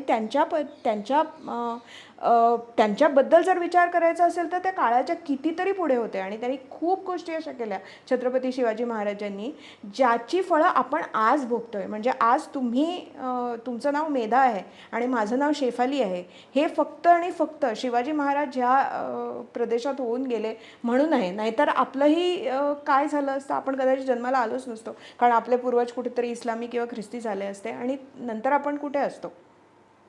त्यामुळे आपल्या धर्मावरती जे आंधळेपणाने टीका करतात, आता साबरीमलाच्या संदर्भात बहुतेक तुम्ही विचारला हा प्रश्न की महिलांना मंदिरात एंट्री नाही आहे, पण त्याच केरळमध्ये अनेक मंदिरं अशी आहेत. एक मंदिर असं आहे ज्याच्यामध्ये फक्त स्त्रियांना प्रवेश आहे. म्हणजे तुम्ही तिथे असं म्हणता का की तिथे पण पुरुषांना प्रवेश पाहिजे? एक मंदिर असं आहे ज्याच्यामध्ये फक्त तृतीयपंथीयांना प्रवेश आहे, बाकी कुणालाच तिथे प्रवेश नाही आहे. फक्त तृतीयपंथी गाभाऱ्यात जाऊन तिथे पूजा करू शकतात. मग आपण असं म्हणू शकतो का की तिथेही इट इज डिस्क्रिमिनेटरी? आणि ज्या साबरीमलाची आपण गोष्ट करतो ते अय्यप्पाचं देऊळ आहे. त्याच केरळमध्ये अय्यप्पाची अजून 5 मंदिरं अशी आहेत ज्या 5 मंदिरांमध्ये स्त्री किंवा पुरुष कोणीही जाऊ शकतं. तर साबरीमलामध्ये बंदी का? तर त्या लोकांचा, भाविकांचा असा विश्वास आहे की तिथे जी अय्यप्पाची मूर्ती स्थित आहे ती त्याच्या जीवनातल्या एका काळापुरती आहे. तो तिथे ब्रह्मचर्य अवस्थेत आहे आणि म्हणून that is the deities preference. त्याला हे नको आहे. आणि आपल्याकडे कायदासुद्धा मानतो की द हिंदू डेटी इज अ लिव्हिंग एंटिटी. म्हणजे त्या डेटीलाही, त्या देवालाही आपले अधिकार आहेत. म्हणून तर राम मंदिराची केस ही राम लल्लाचा काय अधिकार आहे ज्याच्यावरनं कोर्टात हे केली गेली. म्हणून मग तुम्ही आजचे मापदंड ह्या उपासना पद्धतीला कशाला लावता? बरं, आम्ही सतत बदलतच आलेलो आहोत. जेव्हा जेव्हा आम्हाला वाटलेलं आहे की आमच्या धर्मामध्ये काहीतरी अन्याय आहे किंवा काहीतरी कालबाह्य आहे, ते आम्हीच खूप वेळेला बदलून, कधी कायद्याने म्हणा किंवा कधी मोठमोठ्या लोकांनी प्रसंगी लोकनिंदा पत्करून त्यांनी ती पद्धती रूढ केलेली आहे आणि समाजाने ती कालांतराने स्वीकारलेली आहे. पण बाकीच्या धर्मामध्ये अजूनही जेव्हा सक्तीचा बुरखा किंवा हलाला किंवा FGM सारख्या गोष्टी चालतात तेव्हा तुम्ही त्याच्याविरुद्ध काहीच बोलत नाही. त्यांच्याकडे मंदिरात प्रवेश नसेल, मशिदीत, नाहीच आहे. तरी सुद्धा तुम्ही त्यांना कधी असं म्हणत नाहीये की हा धर्म महिला विरोधी आहे. त्यांच्या धर्मामध्ये असं सरळ सरळ लिहिलंय की समलिंगी संबंध असणाऱ्या लोकांना त्यांची कत्तलच करावी, म्हणजे त्यांना दुसरा काही वावच नाहीये. आणि अजूनही काही देश असे आहेत इस्लामी ज्याच्यामध्ये असं कळलं की तुम्ही समलिंगी आहात तर अशा व्यक्तीला 6व्या 7व्या मजल्यावरून फेकून मारलं जातं. हे आजही होतं 2022 आणि अशा देशांना काही न बोलणारे लोक आम्हाला सांगतात की आम्ही डिस्क्रिमिनेटरी आहोत. हा मला फार मोठा विनोद वाटतो खरं तर. पण मुळात परिस्थिती अशी आहे की आपल्या धर्माचा अभ्यास आपण करत नाही, दुर्दैवाने. खरं. त्याच्यामुळे जे पेपरमध्ये लिहून येतं किंवा ज्याच्यावरती कोणीतरी संस्कृतमधली 2 वाक्य फेकून काहीतरी स्वतःला हवं तेच त्याच्यातलं काढतो. म्हणजे फक्त न स्त्री स्वातंत्र्यम रहती हे वाक्य आपण आपल्यापैकी बहुतेक सगळ्यांनीच ऐकलेलं आहे. पण आपल्यापैकी किती जणांना अशा रुच्या माहिती आहेत वेदातल्या ज्या स्त्रीला सांगतात की मी महादेव शास्त्री जोशींचं एक पुस्तक वाचलं होतं. त्याच्यामध्ये विवाह संस्कारावरती त्यांनी लिहिलं होतं, वेदातल्या विवाह संस्कारावरती. त्यांनी म्हटलं होतं की त्या काळामध्ये की जेव्हा एखाद्या बाईचा नवरा मेला तर त्या बाईला नवऱ्याबरोबर स्मशानात जावं लागायचं आणि तिला चितेवरती 3 प्रदक्षिणा काढून ती चितेवरती झोपायची. आता तुम्हाला वाटत असेल मी सतीप्रथेविषयी बोलते, नाही, पुढे ऐका. तिला फक्त रिच्युअली त्या चितेवरती झोपवलं जायचं आणि त्याच्यानंतर तिला सांगितलं जायचं की आत्ता तू तुझं या नवऱ्याप्रती केलेलं कर्तव्य तू पूर्ण केलेलं आहेस आणि आत्ता परत ये आणि आत्ता आयुष्यात परत ये. आयुष्यात परत ये म्हणजे काय? तर तू दुःखी होऊ नकोस, तुझं आयुष्य जगण्याचा पूर्ण अधिकार आहे. You have done your duty with the dead, now come back in to the world of living. हे महादेव शास्त्री जोशींनी लिहिलेलं आहे, मी लिहिलेलं नाही आहे. आणि पुढे पण आपल्याला आत्ता काय सांगतात की हिंदू धर्म म्हणजे सती, हिंदू धर्म म्हणजे कास्ट डिस्क्रिमिनेशन. म्हणजे आपल्यात जे वाईट आहेत, आपल्यात वाईट प्रथा, मी नाही म्हणत नाही किंवा कधी नव्हत्या असंही म्हणत नाही आहे, पण त्या ज्या रूढी आहेत त्या म्हणजे धर्म नव्हे. पण ह्या लोकांनी काय केलं की ह्या रूढी म्हणजेच धर्म आणि आपल्यातलं जे चांगलं आहे, जे उदात्त आहे, फॉर एक्झाम्पल अद्वैत तत्त्वज्ञान म्हणा किंवा योग म्हणा किंवा ध्यान म्हणा किंवा मेडिटेशन म्हणा किंवा आयुर्वेद म्हणा, ह्या आपल्यातल्या ज्या खरोखर चांगल्या उदात्त उन्नत अशा गोष्टी आहेत त्या गोष्टी they are universal. Yoga universal, Ayurveda universal, meditation universal. पण sati that is Hindu, caste discrimination that is Hindu. हे जे खोटं बोललं जात आहे ना व्यवस्थित ठरवून, ते फार घातक आहे. आणि ते टॅकल करण्यासाठी आपल्याकडे फक्त एकमेव मार्ग आहे, तो म्हणजे आपण स्वतः आपली फिलॉसॉफी, आपली स्क्रिप्चर्स आपण वाचून नीट समजून घेणं. तरच आपण लोकांकडे वाद घालू शकतो. खरं आहे ताई, अगदी खरं आहे. म्हणजे तुम्ही आता सतीचा उल्लेख केला, आपल्याला हेच कायम सांगितलं जातं की सती प्रथा इंग्रजांनी बंद केली. म्हणजे मी सुद्धा शाळेमध्ये असताना कुठल्या तरी कॉम्पिटिशनमध्ये विजेती झाल्यानंतर मला ते राजा राममोहन रॉय यांचं पुस्तक दिलं होतं आणि मलाही असं वाटलं की बापरे, आपला देश असा होता की जिथे सरसकटपणे सक्तीने सती दिलं जायचं. पण नंतर मी मोठी झाल्यानंतर वाचलं तर हे सगळं आपल्याला चुकीचं नॅरेटिव्ह सेट केलं गेलंय. मग आपण असा विचार करतो की राजमाता जिजाबाई कुठे सती गेल्या? त्यांनी त्यांचं राष्ट्रकर्तव्य पूर्ण केलं आणि एक शककर्ता राजा देशाला दिला, हिंदुस्थानला दिला. तर हे आपण पाहतो. किंवा अहिल्याबाई होळकर या कुठे सती गेल्या, त्यांनी त्यांचा राजधर्म व्यवस्थितपणे पाळला. तर अशी कितीतरी उदाहरणं आपल्याला सांगता येतील. तर तो हिंदू धर्माचा भाग नव्हता. तुम्ही जसं करेक्टली म्हणालात की हा नंतर आलेला रूढी परंपरांचा भाग होता. आणि कधी कधी हे अपभ्रंश कुणी कुणी ज्याला ज्याच्या मनाने होतं तर तसं तसं ते लिहित गेले आणि ते कुठेतरी रूढीचा भाग झाले. किंवा इवन आत्ता भांडारकर इन्स्टिट्यूटनी जे संशोधन पूर्ण केलं की महाभारताचे सुद्धा कितीतरी व्हर्जन्स आहेत, रामायणाचे सुद्धा कितीतरी व्हर्जन्स आहेत. तर एका कुठल्या तरी याच्यामध्ये सीतेवर केलेल्या अन्यायाचा खरं तर ओरिजिनल याच्यात कुठे उल्लेख नाहीये. आणि तो नंतर कुठेतरी ऍड झालाय का. आणि एकूण मुळात त्यांनी ह्या सगळ्या रामायणांचा महाभारतांचा एक लसावी काढला की कॉमन काय आहेत त्याच्यातले श्लोक किंवा समास.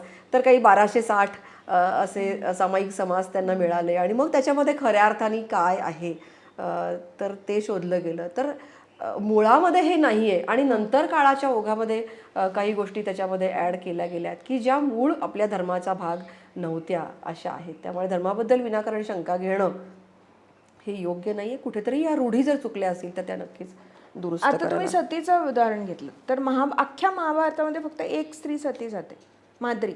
तीही का सती जाते तर तिला गिल्ट असते की तिच्यामुळे तिचा नवरा मेला, म्हणून ती निर्णय घेते. आणि तिला हे माहिती असतं की ती तिच्या स्वतःच्या आणि सावत्र मुलांना सारखाच न्याय देऊ शकणार नाही. म्हणून ती तिच्या सवतीला म्हणजे कुंतीला सांगते की मला माहिती आहे की तू मनाने मोठी आहेस, तू तुझ्या मुलांना आणि माझ्या मुलांना एकत्रपणे सांभाळू शकतेस. आणि माझ्यामुळे माझा नवरा गेला, माझ्यामुळे पांडू महाराज गेले, त्याच्यामुळे मी स्वतःचं जीवन त्यांच्या चितेवरती जाऊन मी समर्पण करते, म्हणून ती सती जाते. तिला काही कोणी सती जायला फोर्स केलेलं नसतं. पण अख्ख्या महाभारतामध्ये अख्खं महाभारताचं युद्ध होतं, त्याच्यामध्ये 18 अक्षौहिणी सैन्य मरतं, त्याच्यापैकी एकाचीही बायको सती गेलेली नाही आहे. शेवटी त्यांनी त्या सगळ्या बायकांना रडताना दाखवलंय आणि त्याच्यामुळे जो होणारा त्रास आहे तो दाखवलेला आहे. पण त्याच्यामध्ये कुणी सती गेलेला नाहीये. रामायणामध्ये जेव्हा दशरथ मरतो तेव्हा भरत आणि शत्रुघ्न हे आजोळी असतात. ते वडील गेल्याचं कळल्यानंतर ते परत येतात, मामाच्या घरी असतात ते.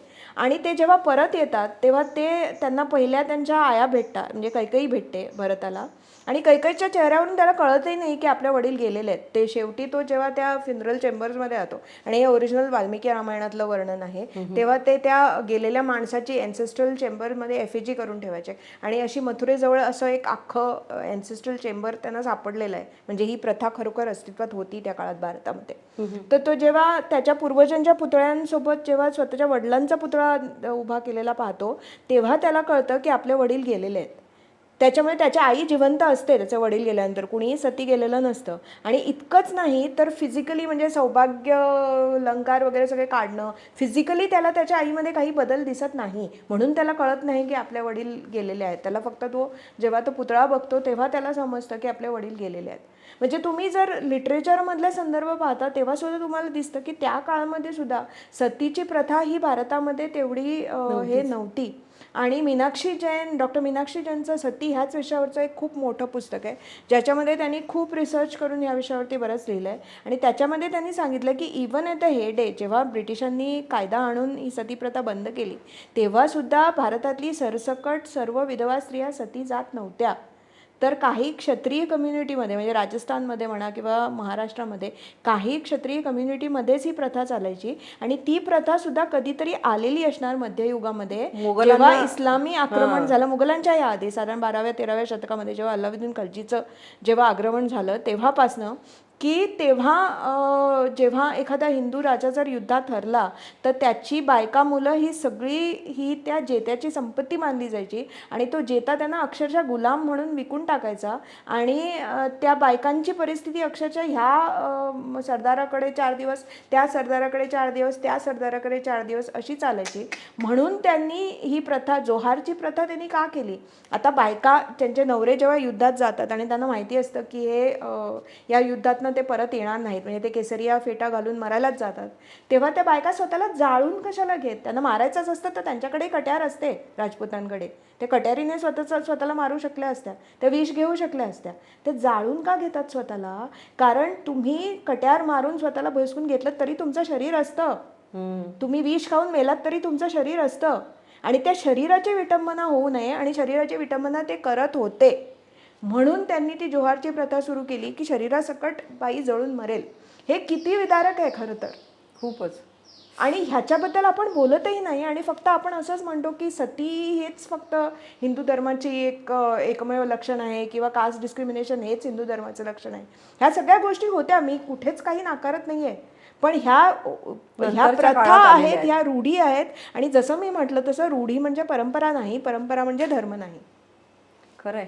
कास्ट डिस्क्रिमिनेशनचं तुम्ही आता बोललात तर खरोखरच हाही मुद्दा तुम्ही बोलता नेहमी, आणि मलाही जाणवतं की आता सत्यवान जाबाल असतील तर अशा सगळ्यांना ऋषींमध्ये स्थान दिलेलं आहे की जे ते जेव्हा विद्यार्जन करण्याची इच्छा व्यक्त करतात ऋषींकडे जाऊन, तेव्हा त्यांना विचारलं जातं तुझं कुळ कुठलं, तर ते सांगतात की मला सांगता येणार नाही, कारण की माझी आई मला म्हणाली की जाबाल, ती मला म्हणाली की मी सांगू शकणार नाही की तू कोणाचा मुलगा आहेस.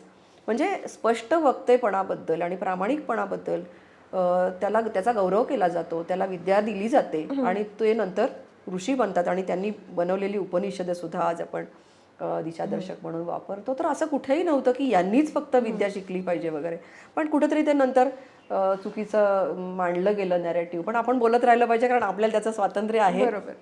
आपल्याला सुद्धा अभिव्यक्तीचं स्वातंत्र्य दिलेलं आहे आणि आपल्याला ते कोणी नाकारू शकत नाही. पण मधल्या काळामध्ये काहीतरी गोष्टी अशा झाल्या होत्या की कोणी साधारणपणे एखादी पोस्ट जरी केली तरी त्याला आत टाकलं जायचं. आता केतकी चितळेचं उदाहरण घेऊया की एक अगदी नवतरुणी की जी कोणीतरी केलेली कविता रिपोस्ट करते आणि त्याच्यासाठी तिला 40-40 दिवस आत टाकलं जातं. म्हणजे याचाही त्यावेळेला महाविकास आघाडीच्या सरकारने विचार केला नाही की ही तरुणी आतमध्ये जिथे क्रिमिनल्स आहेत, जिथे गुन्हेगार आहेत, खून बलात्कारी लोक आहेत, की त्यांच्या संगतीने तिकडे तुम्ही तिला आत ठेवताय आणि तिच्या याच्यावर काय परिणाम होईल आणि तिचा गुन्हा तेवढा तीव्र गंभीर आहे का याचा विचार न करता तिला शिक्षा दिली गेली. तर म्हणजे काय अभिव्यक्ती स्वातंत्र्य कोणासाठी आहे आणि कोणासाठी नाही असं काही ठरवलंय? म्हणजे तुम्हाला आम्हाला स्वातंत्र्य नाही आणि बाकीच्यांनी मात्र काही बोलावं, धर्मावर बोलावं, मोदीजींवर बोलावं, कोणावरही बोलावं, त्यांच्याबद्दल मात्र त्यांना अभिव्यक्ती स्वातंत्र्य आहे आणि आपल्याला मात्र नाही. काय आहे हे? स्पष्ट बोलते, तुम्हाला कदाचित आवडणार नाही, तुम्ही भाजपच्या कार्यकर्ते आहात, पण म्हणून बोललं पाहिजे, कारण मी भाजपची समर्थक आहे म्हणून मला हे बोलावं लागेल की भाजपला सत्ता मिळवता येते आणि बाकीच्या पक्षांना सत्ता राबवता येते, याच्यामध्ये फरक आहे. जेव्हा केतकी चितळेच्या बाबतीमध्ये हे झालं, ते फक्त केतकी चितळेच्या बाबतीत झालं नाही, असे बरेच लोक होते, निखिल भांबरे होता, असे अनेक लोक होते, काय त्याचं नाव समीर ठक्कर होता, ज्या लोकांवरती ह्या सरकारने म्हणजे आधीच्या सरकारने केसेस ठोकल्या आणि त्यांना कुठलेही प्रोसिजरल हे फॉलो न करता त्यांना अटक केली गेली. केतकीचं तर अगदीच भयानक होतं, कारण तिने फक्त कोणाची तरी दुसऱ्याची पोस्ट शेअर केली होती ज्याच्यामध्ये तिने कुठल्याही राजकीय नेत्याचं नाव घेतलं नव्हतं आणि तिची भाषा चांगली नव्हतीच, त्याच्याबद्दल मी हे म्हणणारच नाही, तिने जे शेअर केलं होतं ते वाईटच होतं. पण जेव्हा तुम्ही एखाद्या राज्याच्या मुख्यमंत्र्याला सांगता की आरक्षण मागतोय तुझी बायको नाही आणि त्यांच्या विरुद्ध काहीही तक्रार होत नाही तुमचं सरकार असताना सुद्धा आणि तुमचं सरकार आल्यानंतरही, तेव्हा आणि त्यांच्या विरोधात एक साधी जरी पोस्ट केली गेली तरी अरेस्ट होते. आता कालच मला कळलं की एक केस अशी होती की एका मुलाने पोस्ट केलं होतं, साहेब गेले, फक्त 2च शब्द, साहेब गेले. तर कोण साहेब, कुठे गेले, कसं कळणार कोणाला? त्याच्यावरती NCPच्या लोकांनी त्याच्यावरती केसेस केल्या आणि त्याला अटक झाली, अटक होऊन बेल मिळाला. पण साहेब गेले म्हणजे कुठले साहेब, कुठे गेले? तो त्याच्या बॉसबद्दल नाही बोलू शकत का की माझा बॉस विमानात बसून चेन्नईला गेला किंवा दिल्लीला गेला? तुम्हाला कसं कळलं कुठले साहेब? मी आत्ता सध्या आलमगीर औरंगजेबावरती कादंबरी लिहिते. आलमगीर औरंगजेब जो 1707 भिंगारमध्ये अहमदनगरच्या बाहेर टाचा घासून तंबूत मेला, त्या औरंगजेबाविषयी. आता काही लोकांना असं वाटतं की मी आजच्या काळातल्या एका नेत्याविषयी बोलते. आता त्यांना कुणात औरंगजेब दिसतोय मला कसं कळणार? मी ओरिजिनल औरंगजेबाबद्दल लिहिते, पण तुम्हाला तुमच्या नेत्यामध्ये एखादा औरंगजेब दिसतो, तुम्हाला त्याच्या मुलीमध्ये झिनत दिसते, त्याला मी काय करू? तो माझा थोडेच प्रश्न आहे. बरं, तुम्ही म्हणताय की मी या अमुक नेत्याविषयी बोलते, मग करा ना तक्रार, सांगा ना की ही जी कादंबरी आहे आलमगीर औरंगजेबावरती ही आमच्या नेत्याविरुद्ध आहे कारण आमचा नेता औरंगजेब आहे, म्हणा ना, तुम्ही नाव घेऊन लिहा, मग बघू काय करायचं ते. पण ते करायची कोणाचीच तयारी नाही. आणि बेसिकली काय होतं, आता हे मी जेव्हा झिनतचे स्वप्न ही कादंबरी जेव्हा लिहायला लागले, त्याचे आता 13 भाग झालेत, आता 14वा भाग मी लिहिणार आहे, तेव्हा मला इतके फोन आले, हितचिंतकांचेही आले आणि हितचिंतकांचे म्हणजे माझं हित झालं की ज्यांना चिंता होते अशाही हितचिंतकांचे आले की आम्ही तुमची केतकी चितळे करू. म्हणजे जे खरे हितचिंतक होते ते म्हणाले सांभाळून राहा, तुझीही कदाचित केतकी चितळे होऊ शकते. आणि ज्यांना माझं हित झालं की चिंता लागते अशा लोकांचे अक्षरशः फोन आणि मेसेजेस आले की आम्ही तुमची केतकी चितळे करू. कुठल्या आरोपाखाली करू?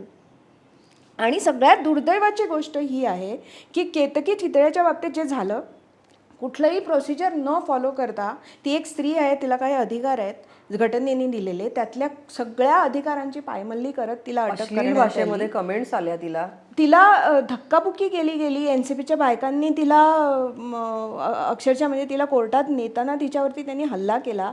तिला 40 दिवस जेलमध्ये राहावं लागलं. तिचा लॅपटॉप, तिचा फोन जप्त केला गेला, जणू काही ती कुणी टेररिस्टच आहे. आणि सॅडली तेव्हा ऑपोजिशनमध्ये असलेल्या भाजपने तिची उघड बाजू घेतली नाही. बोलायला पाहिजे होतं, स्टँड घ्यायला पाहिजे होता, भूमिका घ्यायला पाहिजे होती. काय कारण होतं मला माहीत नाही, पण भूमिका घेतली गेली नाही आणि दॅट इज व्हेरी अनफॉर्च्युनेट. म्हणून मी म्हणते, परत म्हणते, आणि हे कुठेतरी ही टीका व्हायला पाहिजे, कारण ही कन्स्ट्रक्टिव्ह टीका आहे की भाजपला सत्ता मिळवता येते पण राबवता येते. या विषयामध्ये एक मात्र स्पष्टीकरण मला करणं गरजेचं आहे की ज्या ज्या वेळेला अशा प्रकारच्या घटना घडल्या, म्हणजे तिने ज्या भाषेमध्ये त्याच्यामध्ये वाच्यता केली तर ती करायला नको होती, हाही स्टँड भारतीय जनता पार्टीने घेतला. आणि ज्या पद्धतीने तिच्यावर कारवाई केली ती चुकीची, हाही स्टँड भारतीय जनता पार्टीने घेतलेला आहे, माझ्या सकट सर्वांनी घेतलेला आहे. तर परंतु त्यावेळेला जे सरकार अस्तित्वात होतं त्यांना या कशाशी घेणं देणं नव्हतं. त्यांना त्यांचे जे काही सो कॉल्ड जाणते लोक आहेत त्यांचीच इज्जत सगळ्यात महत्त्वाची वाटत होती आणि बाकी जनसामान्यांना कोणालाही इज्जत नाही. तिच्या स्त्रीत्वावर हल्ला करा, तिच्यावर अश्लील भाषेत टीका करा, याच्याविषयी त्यांना काहीही घेणं देणं नव्हतं. आणि तुम्ही पण या सोशल मीडियावर खूप ॲक्टिव्ह असता आणि तुम्हालाही अशा प्रकारे ट्रोल केलं जातं, मलाही काही वेळेला ट्रोल केलं जातं की जेव्हा मी भूमिका घेते. तर कशा रीतीने हँडल करता तुम्ही, त्याचा सामना करू शकता का तुम्हाला स्त्री म्हणून खचल्यासारखं होतं, किंवा कधीतरी तुम्हाला असं वाटतं किंवा घरचे तुम्हाला तुमच्या बाबतीत काही संभ्रमित होतात का की शेफालीनी हा स्टँड घेतलेला आहे पण नको तिने त्याच्यात पडायला, किंवा ते काळजीत पडतात का तुमच्या घरचे किंवा तुमची मित्रमंडळी हे काळजीत पडतात का, किंवा तुम्हाला स्वतःविषयी काळजी वाटते का, कुटुंबियांविषयी वाटते का, किंवा तुम्ही ट्रोल होता त्याच्याकडे कशा रीतीने पाहता का, दुर्लक्ष करणं सोयीचं वाटतं, कसा सामना करता? आत्ता सध्या आजच्या परिस्थितीमध्ये मी एक FIR केलेली आहे एका सो कॉल्ड कास्टवादी कार्यकर्त्याविरुद्ध, ज्याने माझ्याविषयी अत्यंत अश्लील भाषेमध्ये लिहिलं होतं, मला धमक्याही दिलेल्या होत्या.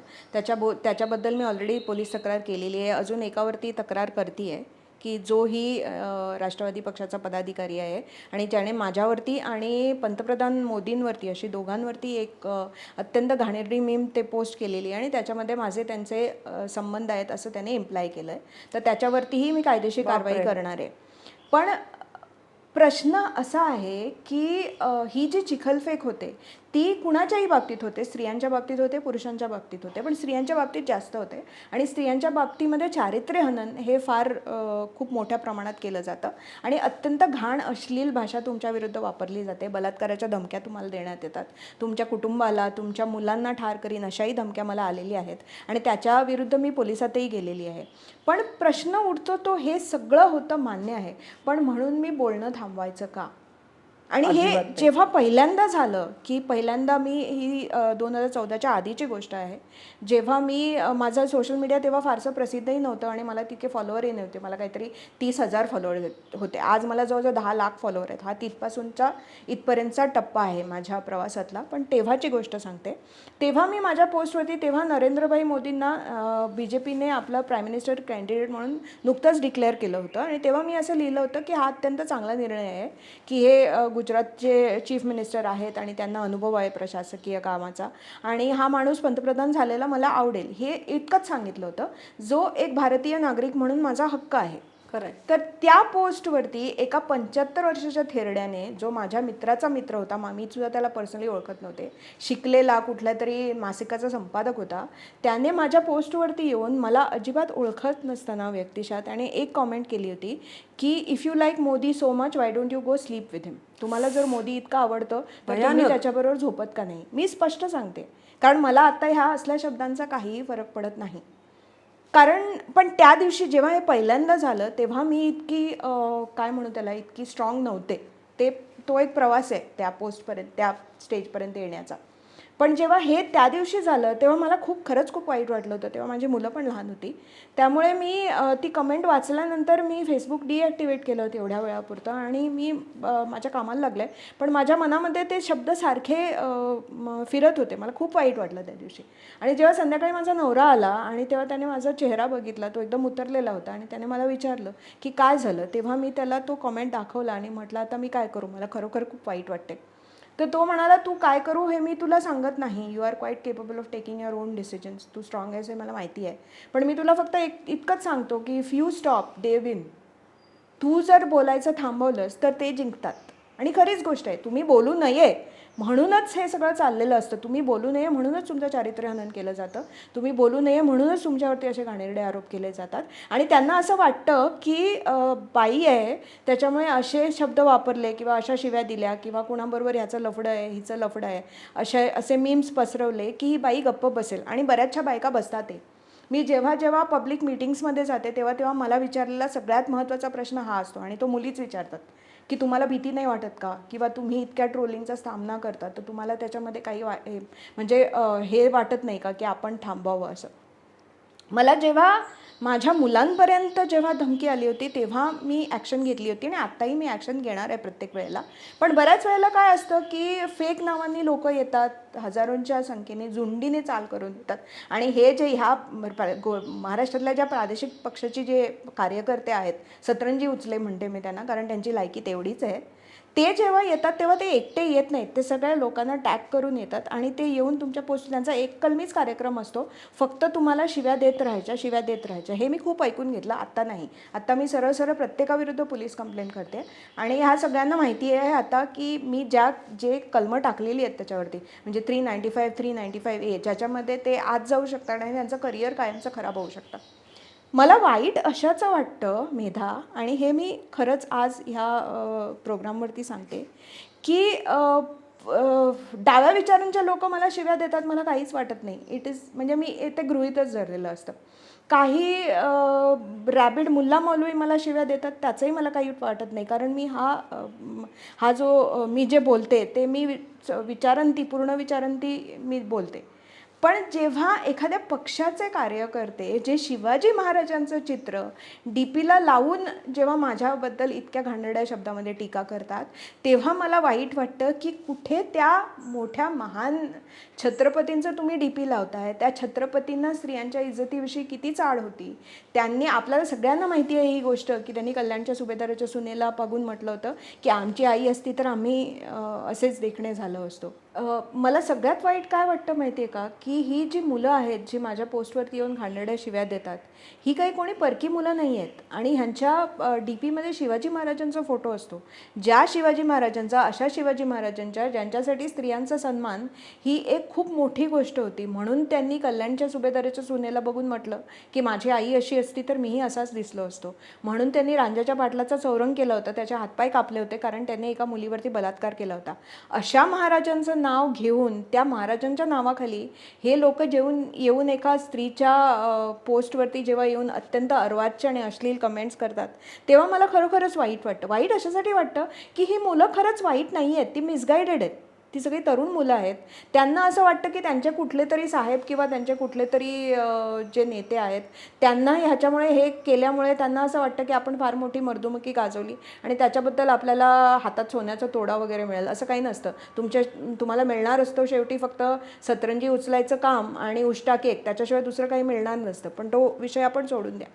पण हे जेव्हा होतं तेव्हा मला खरोखर दुःख होतं. म्हणजे बाकीचं मला माहिती आहे की मी हे ठरवून केलेलं काम आहे. मी स्पष्ट बोलते, माझे विचार स्पष्ट आहेत आणि हे मी विचारांती बोलते की डाव्या विचारांचे लोक मला शिव्या देतात, ठीक आहे. बाकीच्या धर्मांचे जे रॅबिड मुल्ला मौलवी आहेत ते मला शिव्या देतात, ठीक आहे. पण जेव्हा आपल्या धर्मातली मुलं आणि ती सुद्धा शिवाजी महाराजांचं नाव घेऊन हे सगळं काम करतात, तेव्हा मला खरोखर वाईट वाटतं. आणि मला दुःख होतं की केवळ क्षुद्र राजकीय स्वार्थासाठी महाराष्ट्रातल्या एका राजकारणाने हे जातीयतेचं विष महाराष्ट्रामध्ये पेरलेलं आहे. आणि खोटा इतिहास, विकृत इतिहासाचं जे विकृतीकरण आहे ते फक्त ह्या एका माणसाच्या क्षुद्र राजकीय स्वार्थामुळे झालेलं आहे. परवा बोलताना बाबासाहेब पुरंदरेंवरच्या एका प्रोग्राममध्ये बोलताना मला आठवत नाही आता कोण बोललं, बहुतेक प्रदीपदादा रावत बोलले असतील. ते म्हणाले की ज्या माणसाचा उल्लेख महाराष्ट्राच्या राजकारणामध्ये किंवा भारताच्या इतिहासामध्ये साधा तळटीप म्हणून सुद्धा होणार नाही, त्या माणसाने एका आपल्या स्वतःच्या राजकीय स्वार्थासाठी अख्ख्या महाराष्ट्राचं जे जातीय जो सलोखा होता त्याच्यामध्ये त्याने खूप विष पेरलं आहे. आणि दुर्दैवाची गोष्ट आहे की तो त्याच्यामध्ये बऱ्यापैकी सफल झाला आहे. आणि म्हणूनच ही सगळी मुलं आहेत, ही काही वाईट मुलं नाही आहेत. ही सगळी वेळ प्रसंग आला तर देवासाठी, देशासाठी, धर्मासाठी भांडणारी मुलं आहेत. माझा त्यांच्यावरती राग नाही आहे, पण त्यांची डोकी भडकवून त्यांच्याद्वारे जे अतिशय वाईट राजकारण केलं जातं ते फार वाईट आहे. आणि त्याच्याबद्दल इतिहास या व्यक्तीला कधी क्षमा करणार नाही, अनफॉर्च्युनेटली. मला हे पण जाणवलं की जसं यांची डोकी भडकवली जातात तर तसंच झालं ना भांडारकर इन्स्टिट्यूटवर जेव्हा हल्ला झाला, जाळपोळ झाली आणि अतिशय मौल्यवान दुर्मिळ असे ग्रंथ जाळले गेले. म्हणजे कुठल्या पापाचे धनी हे होत आहेत. तर त्या मुलांना माहितीच नव्हतं आपण काय करतोय, देशाचं किती मोठं नुकसान करतोय हे त्यांना माहितीच नाही. तू बरोबर म्हणालीस की त्यांची डोकी भडकवली गेली. त्यांना तिथे विचारलं की तुम्ही काय केलं नेमकं आणि तुम्हाला कशासाठी इथे पाठवलं, तर कित्येकांना सांगता नाही आलं की काय केलं. तर भांडारकर संस्था ही जगभरात प्रसिद्ध असलेली आहे. भांडारकर ओरिएंटल रिसर्च इन्स्टिट्यूट त्यांना म्हणता येणार नाही, पण त्यांना फक्त एवढंच वाटतं की त्यांनी जेम्स लेनला माहिती दिली. पण त्यांना हे नाही माहिती की तसं करण्यासाठी भांडारकर इन्स्टिट्यूट प्रेरित नाहीये. त्याचं खूप वेगळं काहीतरी काम आहे, पण त्यांची डोकी भडकवली जातात आणि म्हणून संस्थेला भोगावं लागतं, तुझ्यासारख्या व्यक्तीला भोगावं लागतं, अनेकांना भोगावं लागतं, त्रास होतो. आणि म्हणूनच मी हे विचारलं की घरच्यांना त्याचा कसा परिणाम होतो. आणि मुलं लहान आहेत, मग तुला तिळं आहे ना, मला वाटतं. मला आश्चर्य वाटतं की तू एवढं सगळं सांभाळून देशात विदेशात फिरणं, अभ्यास करणं, रिसर्च करणं, वेगवेगळ्या ठिकाणी आपला विषय मांडायला जाणं, घरचं कसं सांभाळतेस? 3 मुलांना सांभाळणं. तुझं पुस्तक आहे मी वाचलं, हार हिंड ते आकाशी, पालकत्वावरचं तुझं पुस्तक आहे. थोडंसं सांग, सगळ्यांना ते उपयोगी पडेल की एक माता म्हणून पण जे तुझं कर्तव्य आहे ते तू करतेस आणि शिवाय सायमल्टेनियसली बाकीची कामं करतेस. मी कुठेतरी वाचलं होतं एका अशाच म्हणजे बायकांच्या सेल्फ हेल्प का असल्या कुठल्या तरी पुस्तकामध्ये. ते पुस्तक तसं यथातथच होतं, पण त्यातलं वाक्य एक मला फार आवडलं. त्याच्यामध्ये त्यांनी असं लिहिलं होतं की whom you marry is the smartest decision a woman can take in her career. हे अशासाठी नाही की नवरा श्रीमंत पाहिजे किंवा अकम्प्लिश पाहिजे, पण नवरा तुम्हाला समजून घेतो का आणि तुमचं अवकाश किती आहे हे जर त्याला समजतं आणि तुमचा अवकाश तो जेव्हा होतो तेव्हा खूप गोष्टी सोप्या होतात. मी त्या बाबतीत फार सुदैवी आहे, कारण मला घराकडनं कायमच खूप पाठिंबा मिळत आलेला आहे. आणि तो केवळ माझ्या नवऱ्याच्याच बाबतीत नाही आहे, पण माझे मोठे भाऊ दोन्ही पुण्यातच राहतात. ते माझ्या मागे फार खंबीरपणे उभे आहेत. मला माझ्या आई आणि सासूबाई येऊन जाऊन असतात. आत्ता तेवढं नाही, कारण आत्ता माझी मुलं मोठी झालेली आहेत, पण माझी मुलं लहान असताना त्या दोघी बरोबर होत्या. आणि माझी एक्सटेंडेड फॅमिली, माझ्या भावजया म्हणा किंवा माझ्या सासरची माहेरची माणसं म्हणा, ही सगळी माझ्या मागे फार खंबीरपणे उभी आहेत. आणि माझ्या मुलांचा मला भक्कम पाठिंबा. म्हणजे मला कुठे जायचं असलं, कुठं मोठा दौरा असता, तर मला साहजिक वाटतं की इतके दिवस मी बाहेर आहे तर मागे सगळं कसं होणार. म्हणजे बाकीची जरी सपोर्टची माणसं असली तरी तुमचा एक डोळा तुम्ही जसं म्हणालात तसं कायम घरावरच असतो. म्हणून ते पुस्तकाचं शीर्षक आहे ते खरोखर घार हिंडते आकाशी. त्याची पुढची ओळ जनाबाईंची आहे ती फार महत्त्वाची आहे, चित्त तिचे पिलांपाशी. तसं चित्त घरापाशी असतंच आपलं, पण तरीसुद्धा मला हेही वाटतं की तुम्हाला खरोखर मनातनं काही करावंसं वाटतं ना, तेव्हा वाटा उपलब्ध होतात किंवा तुम्ही त्या करून घेता. म्हणजे तुम्ही तो स्वतःसाठी अवकाश ठरवता. बऱ्याच वेळेला आपण नाही, आपल्याला जमत नाही, वेळ नसतो, अमुक एक अडचण आहे, तमुक एक अडचण आहे, असं आपण स्वतःलाच बजावत असतो. पण तुम्ही जर प्रयत्न केलात त्याच्यातनं आणि तुम्हाला एखादी गोष्ट खरोखर मनापासून जर करायची असते तर तुम्ही त्याच्यातनं मार्ग काढता. आणि ही खरी गोष्ट आहे, हे मी माझ्या आयुष्यात अनुभवलेलं आहे. त्याच्यामुळे जेव्हा मी प्रवास करते, आणि प्रवास मी मुलं 10 वर्षाची होईपर्यंत मी प्रवासच करत नव्हते, म्हणजे जे काही करायचं करायचं होते. मुलं जेव्हा 10 वर्षांची झाली आणि मुलं जेव्हा मला असं जाणवलं की मुलं आता स्वतः बऱ्यापैकी मॅनेज करतात, त्यांना पूर्णपणे कुणीतरी देखरेख ठेवायची गरज नाही आहे, तेव्हा मग मी हळूहळू प्रवास करायला सुरुवात केली. आता तर माझी मुलं 16 वर्षांची आहेत, म्हणजे बऱ्यापैकी स्वतः मॅनेज करू शकतात. त्याच्यामुळे आत्ता मी प्रवास करते, खूप प्रवास करते. पण प्रवास करणं ही माझी गरज आहे. ही केवळ आवड आहे, नाही, आवड नाही, छंदही नाही, गरज आहे. It's a need, it's not a want. Okay. मी प्रवास नाही केला तर मी खूप काय म्हणू त्याला किरकिरी आई होते. त्यामुळे माझी मुलं पण मला सांगतात की आता खूप दिवस झाले, आता तू कुठे गेलेली नाही आहेस, आता तू जाऊन ये. आणि मला बाकीच्या जगात कुठल्याच गोष्टीचं असं इतकं वेड नाही आहे, प्रवास आणि साड्या सोडलं तर. बाकी माझी खरेदी नसते, काहीच नसतं. पण ह्या 2 गोष्टी ह्या it's my need, it's not my hobby, it's not माझा छंद नाही आहे, माझी आवड नाही आहे, ही माझी गरज आहे, एक इंट्रिन्सिक गरज. प्रत्येक माणसाला एखाद्या गोष्टीची गरज असते, जी नाही भागली त्याची मानसिक भूक की त्याला खूप त्रास होतो. तशी प्रवास आणि साड्या गोळा करणं ही माझी गरज आहे. किती छान. आणि आता हे बदललंय ना की जिच्या हाती पाळण्याची दोरी ती जगात उद्धारी, जसं म्हटलं तसं ती ज्याच्या हाती सुद्धा असू शकते. म्हणजे ती दोघांचं काम आहे, ते तिचं एकटीचं काम नाही. आणि हे दोघांचं आणि आवश्यक काम आहे. कारण की आपण पुढची पिढी सुद्धा चांगली निर्माण करणं, जसं आपण झेंडा बाहेर समाजामध्ये लावावाच, पण घरामध्ये सुद्धा आपलं लक्ष हे दोघांचंही असलं पाहिजे, नुसतं स्त्रीचं नाही. तर तेही आपलं राष्ट्रीय कर्तव्य असं तर मानणारी मी आहे, कारण मी सुद्धा अनेक वर्ष राजकारणात आहे. पण नक्की घराकडे लक्ष, मुलांकडे लक्ष, की ती समाजामध्ये बाहेर जाताना किंवा एक समाजाचा चांगला सुजाण नागरिक बनली पाहिजे, ती ॲसेट झाली पाहिजे, लायबिलिटी नाही. याचा विचार हा प्रत्येक व्यक्तीने केला पाहिजे जी गृहस्थाश्रमी आहे. ते स्त्री असो किंवा पुरुष असो, ते गौण काम नाही आणि ते अत्यावश्यक काम आहे, असं माझीही धारणा नक्की आहे. तर अगदीच. आणि दुसरी गोष्ट मला अशी वाटते की आपल्याकडे अशी इमेज तयार केलेली आहे की कोण मॉडर्न आहे आणि कोण पुरोगामी आहे आणि कोण प्रतिगामी आहे याची. आणि ही इमेज जी तयार केलेली आहे ती आपण तयार केलेली नसते, ती आपल्याकडे आलेली असते बऱ्याच बाहेरच्या इन्फ्लुएन्समुळे. त्याच्यामुळे एखादी स्त्री साडी नेसली, तिने कुंकू लावलेलं असलं, तिने केसात फुलं माळलेली असली, तिच्या अंगामध्ये तिच्या गळ्यात मंगळसूत्र असलं आणि ती दिसायला ट्रेडिशनल दिसत असली की ती एकदमच काकूबाई असं आपल्याकडे मानलं जातं. आणि कुणीतरी मुद्दामून नवीन फॅशनचे कपडे घातले आणि केस कापले, बॉयकट केला किंवा असं काही केलं की ऑटोमॅटिकली ती मॉडर्न प्रगतिशील विचारांची असं आपल्याकडे मानलं जातं. असं नसतं. मी जगभरात एकटीने फिरते म्हणजे प्रवास कंपनीबरोबर नाही, माझी बुकिंग्स मी करते, मी जिथे जाते तिथे लोकल ट्रान्सपोर्टने मी फिरते. ज्या देशामध्ये मला भाषा कळत नाही अशाही देशामध्ये मी फिरते. मी बॅकपॅकिंग करते, मी छोट्या छोट्या हॉस्टेल्समध्ये जाऊन राहते. माझा पेहराव बदलत नसतो, म्हणजे मी जीन्स घालते असं नाही, पण मी प्रत्येक ठिकाणी जाताना साडी नेसून जाते आणि तिथे सुद्धा कुठल्याही देशामध्ये व्यवस्थित कुंकू बिंकू लावून मी फिरते, मी एकटी फिरते. ह्याच्यामध्ये जी लाईफस्टाईल सो कॉल्ड तुमची स्वतंत्र बाण्याची आधुनिक स्त्री जगते तीच तर जगते ना मी. फक्त मी साडी नेसते आणि मी कुंकू लावते म्हणून मी प्रतिगामी ठरत नाही ना. एक दुर्गा भागवतांचा एक याच्यामध्ये इन्सिडेंट होता. तर त्या त्यांच्या भावाच्या मुलाला घेऊन त्या एकदा ट्रेननी कुठेतरी चालल्या होत्या. त्या नऊवारी नेसायच्या. तर त्या घरातल्याच लुगड्यावरती त्यांच्या पुतण्याला काय किंवा भाच्याला काहीतरी पाहिजे होतं म्हणून ते त्याच्याबरोबर गेल्या होत्या आणि त्या फर्स्टमध्ये शिरल्या. तर फर्स्टमध्ये तेव्हा अशा एकदम आधुनिक वेशातल्या सगळ्या तरुणी होत्या आणि त्याच्यामध्ये कोणी नऊवारीतली बाई असेल, कोणीतरी कोणाकडे घरकाम करणारी वगैरे म्हणून. त्यामुळे त्यांनी त्या बायांनी त्यांना अत्यंत तुच्छ स्वरामध्ये तिकीट दाखवा असं त्यांना विचारलं. त्यांच्याकडे फर्स्टचा पास होता, ऑफकोर्स त्या दुर्गाबाई होत्या. तर त्यांनी सांगितलं फर्स्टचा पास आहे, मराठीत सांगितलं. तर त्या बायका त्यांच्याशी इंग्लिशमध्ये बोलत होत्या आणि त्या एकमेकींशी इंग्लिशमध्ये बोलत होत्या की कशी गावंढळ माणसं आजकाल फर्स्ट क्लासमध्ये यायला लागलेत वगैरे वगैरे. तर दुर्गाबाईंनी त्यांना इंग्रजीमधून उत्तर दिलं की तुमच्या जन्माच्या आधीपासनं मी हेच कपडे घालून मी फर्स्टने प्रवास करते. तर तेव्हा त्यांना कळलं. पण म्हणजे आपण पुढच्या माणसाच्या बाह्यांगावरून आणि त्याच्या कपड्यांवरून, त्याच्या पेहरावरून आपण किती मनात पूर्वग्रह बाळगून ठेवतो ह्याचं ते एक आदर्श उदाहरण आहे.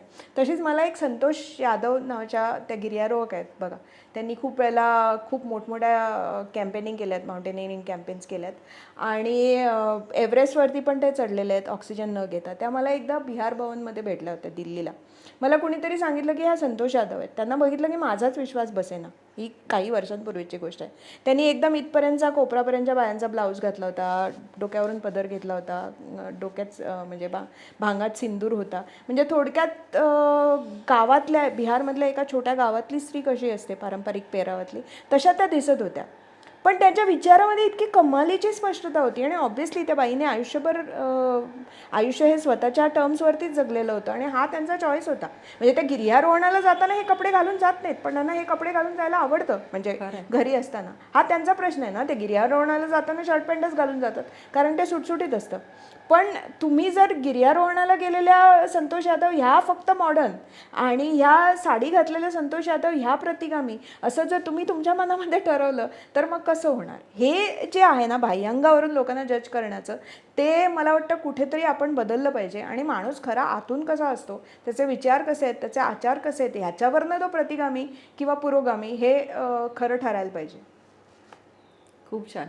मला राहून राहून प्रश्न नेहमी पडतो तुझ्याबद्दल, की तुला ह्या सगळ्याची आवड किंवा एवढी वैचारिकता कशी आली, किंवा हे जे आत्ता तू काम स्वीकारलेस ते कधीपासून असं वाटलं की हे आपलं मिशन असेल लाईफचं? हा प्रश्न मला वाटतं तुला कधी विचारला नसेल, की आम्ही तरी नाही ऐकलेला. मला उत्सुकता आहे तुझ्याबद्दल खरंच. ॲक्च्युली मी एका खूप काय म्हणू त्याला, वैचारिकदृष्ट्या समृद्ध घरात मी वाढले. माझे आजोबा, त्यांचे मोठे भाऊ, त्यांचे धाकटे भाऊ आणि माझे वडील हे तिघेही गोव्याच्या मुक्तीलढ्यात सहभागी होते, पण तिघांची वैचारिक दिशा पूर्णपणे वेगळी होती. माझ्या आजोबांचे जे भाऊ होते ते एकदम गांधीवादी होते. त्यांनी दक्षिण गोव्यातला पहिला सत्याग्रह केला होता, ते त्याच्यासाठी तुरुंगात गेले होते, पण ते एकदम हार्डकोर गांधीवादी होते. माझे आजोबा होते ते अज्ञेयवादी, सावरकरवादी होते. त्यांनी मसुराश्रमाने जी शुद्धीचा जो प्रकल्प सुरू केला होता गोवा मुक्तीनंतर, त्याच्यामध्ये त्यांनी ॲक्टिव्ह भाग घेतला होता आणि त्यांचे विचार हे त्यांच्या पिढीच्या कितीतरी पुढे होते. आणि माझे वडील जे होते ते ॲक्च्युली क्रांतिकारी होते. म्हणजे ते काहीशे कम्युनिझमने भारावलेले, काहीशे भगतसिंग आणि यांच्या जो सशस्त्र लढा होता त्याच्यातनं ते प्रभावित झालेले होते. आणि ह्या तिघेही भरपूर वाचायचे, म्हणजे माझ्या घरात सगळेच वाचायचे, अजूनही वाचतात. तेव्हा प्रत्येकाच्या आयडिओलॉजीवरची पुस्तकं ही लहानपणापासून माझ्या घरात होती. आणि एकदम लहान असताना, म्हणजे माझ्या वयाला न पेलवेल अशा विषयांची पुस्तकंसुद्धा घेऊन जर वाचायला गेले तर मला कुणीही सांगितलं नाही की हे तू वाचू नकोस, ह्याच्यातलं तुला काही कळणार नाही. किंवा राजकारणावरती मतं व्यक्त केली अगदी 10व्या-11व्या वर्षीपासून. ती मतं तेव्हा वेडेपणाचीच होती, मूर्खपणाचीच होती, अप्रगल्भच होती. पण असं कुणी म्हटलं नाही की तू मुलगी आहेस, तुला राजकारणातलं काय कळतंय किंवा तुला या विषयातलं काय कळतंय. त्यामुळे लोक वाद घालायचे, सगळे वाद घालायचे. म्हणजे माझ्या आजोबा आणि मी वाद घालायचो, माझ्या वडील आणि मी वाद घालायचो, हिरिरीने वाद घालायचो. पण मला कुणीही असं सांगितलं नाही की या विषयावरती तू मत व्यक्त करू नकोस कारण तू मुलगी आहेस, किंवा अजूनही काही कारण असेल तर. त्याच्यामुळे ती वाचायची, विचार करायची आणि व्यक्त व्हायची ही सवय फार आधीपासूनची होती. आता माझे वडील स्वातंत्र्य सैनिक होते, त्यांचा लढा वेगळा होता, पण त्यांच्यात आणि माझ्यात खूप साम्य आहे. म्हणजे एखादा विषय घेतला की त्या विषयावरती वाद घालायचा आणि पुढच्याला हरवून मगच दम घ्यायचा, हे कुठेतरी त्यांच्यातनं माझ्यात आलेलं आहे. ते कधी कधी त्रासदायकही असतं, कारण ती वाद घालायची खुमखुमी मला वेळेला खुमखुमी नाही, चुकीचे वाद पण मला शेवटाला न्यायचे असतात. कधी कधी it make sense to let go, की एखाद्या फालतू माणसाची वाद काय घालायचा, तो तुम्हाला सोडायचा असतो. पण ते मी आत्ता शिकते हळूहळू. पण मुळात नेचर तसं नसल्यामुळे की एखादा वाद हाती घेतला की तो पुढच्या माणसाला पूर्णपणे नामोहरम करून मगच दम सोडायचा, ही वृत्ती कुठेशी आहे, ती वडिलांकडनं आलेली आहे. पण त्याच्यामुळे हे व्यक्त व्हायचं बाळकडू फार लहानपणापासून मिळालेलं होतं. आणि विविध आयडिओलॉजीचं एक्सपोजर पण खूप लहानपणापासून मिळालेलं होतं. मी जसं म्हटलं तसं गोवा इन्क्विजिशन हे पुस्तक मी माझ्या वयाच्या 11व्या का 12व्या वर्षी वाचलेलं आहे. त्याच्यानंतर ते मी आयुष्याच्या अनेक टप्प्यांवरती अनेक वेळा वाचलेलं आहे. पण ते पहिल्यांदा वाचलं होतं तेव्हा मला म्हणजे इट वॉज सो इनकॉम्प्रिहेन्सिबल की त्याच्यामध्ये जे काय लिहिलं आहे ते मी कल्पनाच नव्हते करू शकत. खूपच छान. तुझी ही जी काही डेव्हलपमेंट झालेली, अपब्रिंगिंग झालेलं आहे, त्याच्यामध्ये ते दडलेलं आहे की ते कुठंही नाकारलं गेलं नाही किंवा विरोध केला गेला नाही, आणि त्याच्यामुळे तुला अजून जास्त डेव्हलप होता आलं. तू खूप वेळेला बोलतेस भारताच्या संस्कृतीविषयी, भारताच्या इतिहासाविषयी. काय आहे आपला भारत? म्हणजे आता आज आपण अमृत महोत्सवी वर्ष साजरं केलं भारताचं, पण 15 ऑगस्ट 1947 सालापासूनच का भारत आहे? तर नाही, भारत कितीतरी हजारो वर्षांपासून आहे. आणि जसं आपण मगाशी बोललो तसं की आपली संस्कृती अशी आहे की ती आज जीवित संस्कृती आहे. म्हणजे इजिप्शियन असेल, ग्रीक असेल, किंवा ह्या संस्कृती होत्या पण आज त्या इतिहास जमा झालेल्या आहेत. पण आपली संस्कृती, तर तुझ्या दृष्टिकोनातून भारताची डेफिनेशन काय? हा माझा पहिला प्रश्न आपण समारोपाकडे येत असताना. आणि त्याच्यातलाच दुसरा प्रश्न की आज तू भारतीयांना काय मेसेज देशील तुझ्या दृष्टिकोनातून की आज हे स्वातंत्र्याचं अमृत महोत्सवी वर्ष आपण साजरं करतोय, पण आता आपण म्हणजे आपण म्हणू की इंडिक रेनेसान्स, तर भारताचं पुनरुज्जीवन किंवा आपण म्हणू की पुनर्निर्माण हे करत असताना आपण काय कसं ओळखलं पाहिजे आणि कसं इनॅक्ट झालं पाहिजे किंवा आपली भूमिका काय असेल किंवा तू कसं डिफाईन करशील इंडिक रेनेसान्स? तुम्हाला विचारतच भारत म्हणजे काय, तर भारताचा म्हणजे जो एटायमॉलॉजिकल अर्थ जो आहे म्हणजे भारत, जो जगाला प्रकाश देणारा देश तो भारत, ते ती ती व्याख्या तर परफेक्टच आहे. जगात सध्या एकूणच ज्या नवीन कल्पना आलेल्या आहेत, म्हणजे ज्या पृथ्वीच्या समतोलासाठी म्हणा किंवा पर्यावरणासाठी ज्या कल्पना आलेल्या आहेत, म्हणजे व्हेजिटेरियन जेवण जेवणं किंवा रेड मीट नको म्हणणं, ग्लोबल वॉर्मिंगच्या लढ्यासाठी ह्या सगळ्या गोष्टी ज्या उपयुक्त आहेत, योग म्हणा किंवा आयुर्वेद म्हणा किंवा मेडिटेशन म्हणा, या सगळ्या उपासना पद्धतींकडे किंवा या सगळ्या आपल्या धर्मातल्या कॉन्सेप्टकडे सो कॉल्ड पुढारलेल्या जगातले लाखो लोक वळत आहेत. त्यांच्या धर्मातल्या गोष्टी सोडून ते या भारतीय संस्कृतीतल्या किंवा हिंदू संस्कृतीतल्या ह्या गोष्टी, ही तत्त्व ते अंगीकारत आहेत. त्याच्यामुळे ऑब्व्हियसली आपण मोदीजी खूप वेळेला भारताला विश्वगुरू बनायचं आहे म्हणतात, तर हे विश्वगुरू बनणं हे त्या अनुषंगाने आहे की योग आपण जगाला दिला, आयुर्वेद आपण जगाला दिला, मेडिटेशन आपण जगाला दिलं, अत्यंत सुरेख असं स्थापत्य आपण जगाला दिलं. भारत हा जगातला एकमेव असा देश आहे जिथे अजूनही जगातलं सगळ्यात पहिल्या क्रमांकाचं हातमागावरचं उत्पादन हे आजही भारतामध्ये होतं. आणि सगळं जग जेव्हा स्लो फॅशनकडे वळतं आहे, सगळं जग जेव्हा स्लो सस्टेनेबल कपड्यांकडे वळतं आहे, तेव्हा भारताकडे अशा स्किल्स आहेत ज्या अजूनही घराघरातून प्रॅक्टिस केल्या जातात. त्यामुळे सगळ्याच दृष्टीने पाहिलं तर भारत जगाला खूप काही देऊ शकतो आणि देतही आला इतकी वर्ष. आणि तेच मला वाटतं आपलं खरं सांस्कृतिक संचित आहे. आणि तुम्ही जसं म्हणालात तसं भारतवर्ष हा शब्द देखील आपल्याकडे ओडिसाच्या उदयगिरीच्या इन्स्क्रिप्शनमध्ये, जे दुसऱ्या किंवा तिसऱ्या शतकातलं इन्स्क्रिप्शन मानलं जातं, त्याच्यामध्येही असं लिहिलेलं आहे की तिथला जो राजा होता खारवेला, तो भारतवर्ष म्हणजे भारतवत्स असं म्हटलेलं आहे त्याच्यामध्ये, तो भारतवत्सामध्ये भ्रमणासाठी गेला. आणि त्यातल्या कितीतरी कल्पना आहेत ज्या आजही आपण आपल्या आयुष्यामध्ये आपण त्या प्रॅक्टिस करताना दिसतो.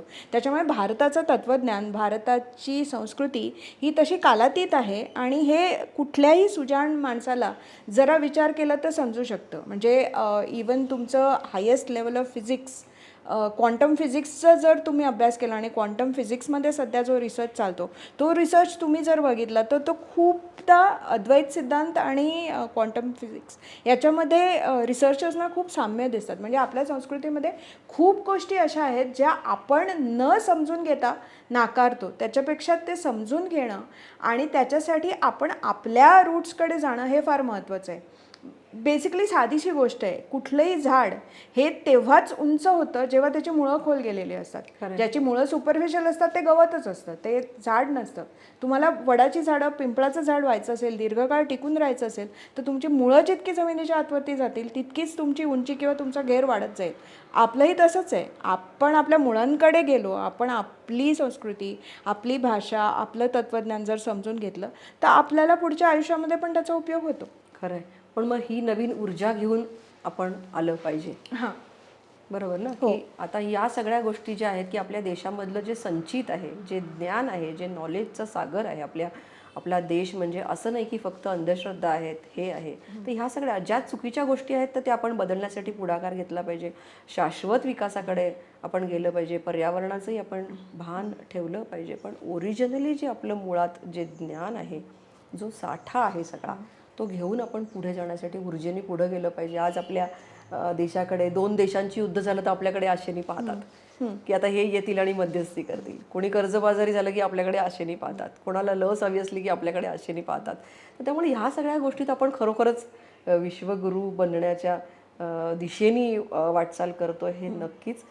पण प्रत्येक नागरिकाने याच्यामध्ये सहभाग घेतला पाहिजे तरच नक्कीच साध्य होईल. की ते कोणा एका व्यक्तीचं, कोणा एका राजकीय पक्षाचं असं एकट्याचं काम असू शकणार नाही. म्हणजे ते प्रयत्न तर होतो, पण तसं ते एकटे काय करणार किती प्रयत्न केले तरी. तर आपण हा जगन्नाथाचा रथ सगळ्यांनी मिळून पुढे नेला पाहिजे. नक्कीच. आत्ता आपण शेफालीताईंशी बराच वेळ बोललो आणि गप्पा मारल्या खूप. पण ना यांच्याकडे जे ज्ञानाचं भांडार आहे तर ते कमी वेळामध्ये सामावून घेणं शक्य नाही. पण आपल्याला कुठेतरी एक अशी दिशा मिळते की आपण हे वाचलं पाहिजे, ती माहिती करून घेतली पाहिजे, त्याच्यावर पुन्हा विचार केला पाहिजे आणि मग कुठेतरी कन्क्लुजनला आलं पाहिजे. तर अशा सगळ्या गोष्टीमध्ये ही चर्चा, या गप्पा तुम्हाला नक्कीच उपयोगी पडतील असं मला वाटतं. मेधासुक्तच्या या व्यासपीठावर तू आलीस, तुझ्याकडे इतकं ज्ञान आहे ना की इतक्या कमी कालावधीमध्ये सगळं तुझ्याशी गप्पा मारून ते साठवून घेणं शक्यच नाही. पण पुन्हा आपण कधीतरी वेगळ्या संदर्भामध्ये नक्की भेटूया, भेटत राहूया कायमच. आणि खूप मनापासून शुभेच्छा. आणि आणखीन एक विनंती की तुला जशी साड्यांची आवड आहे तशी मला पण आहे आणि अनेक महिलांना आहे. एकदा तुझ्या घरी येऊन तुझ्या साड्यांच्या बरोबर आपण एक एपिसोड करूया की त्या साड्या तू कुठून आणल्यास, कारण तुला त्याचा सुद्धा तुझा खूप अभ्यास आहे. तुझं जे काही कलेक्शन आहे ते आम्हाला बघायला आवडेल.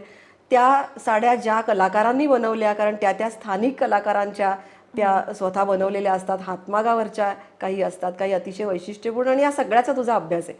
त्यामुळे त्याही संदर्भात कधीतरी एक वेगळा हलका फुलका एपिसोड होऊ शकतो. त्यासाठी आपण भेटूया. मेधासुक्तमच्या वतीने तुझे पुन्हा एकदा मनापासून आभार आणि कृतज्ञता व्यक्त करते आणि खूप मनापासून हार्दिक शुभेच्छा. Thank you so much. तुमची साडी आहे हँडलूम सिल्कची, नक्की वापर. तुला आवडते का बघ, आपण पाहूया वाटल्यास. पैठणी हे महाराष्ट्राचं एक हे आहे, सुंदरच आहे, खूप छान खरंच. आणि तुला सगळे कलर छान दिसतात. आमच्या वतीने आदर व्यक्त करण्याची ही पद्धत देशासाठी खूप उपयुक्त काम करतीस. तुला खूप शुभेच्छा. खूप खूप धन्यवाद. Thank you so much.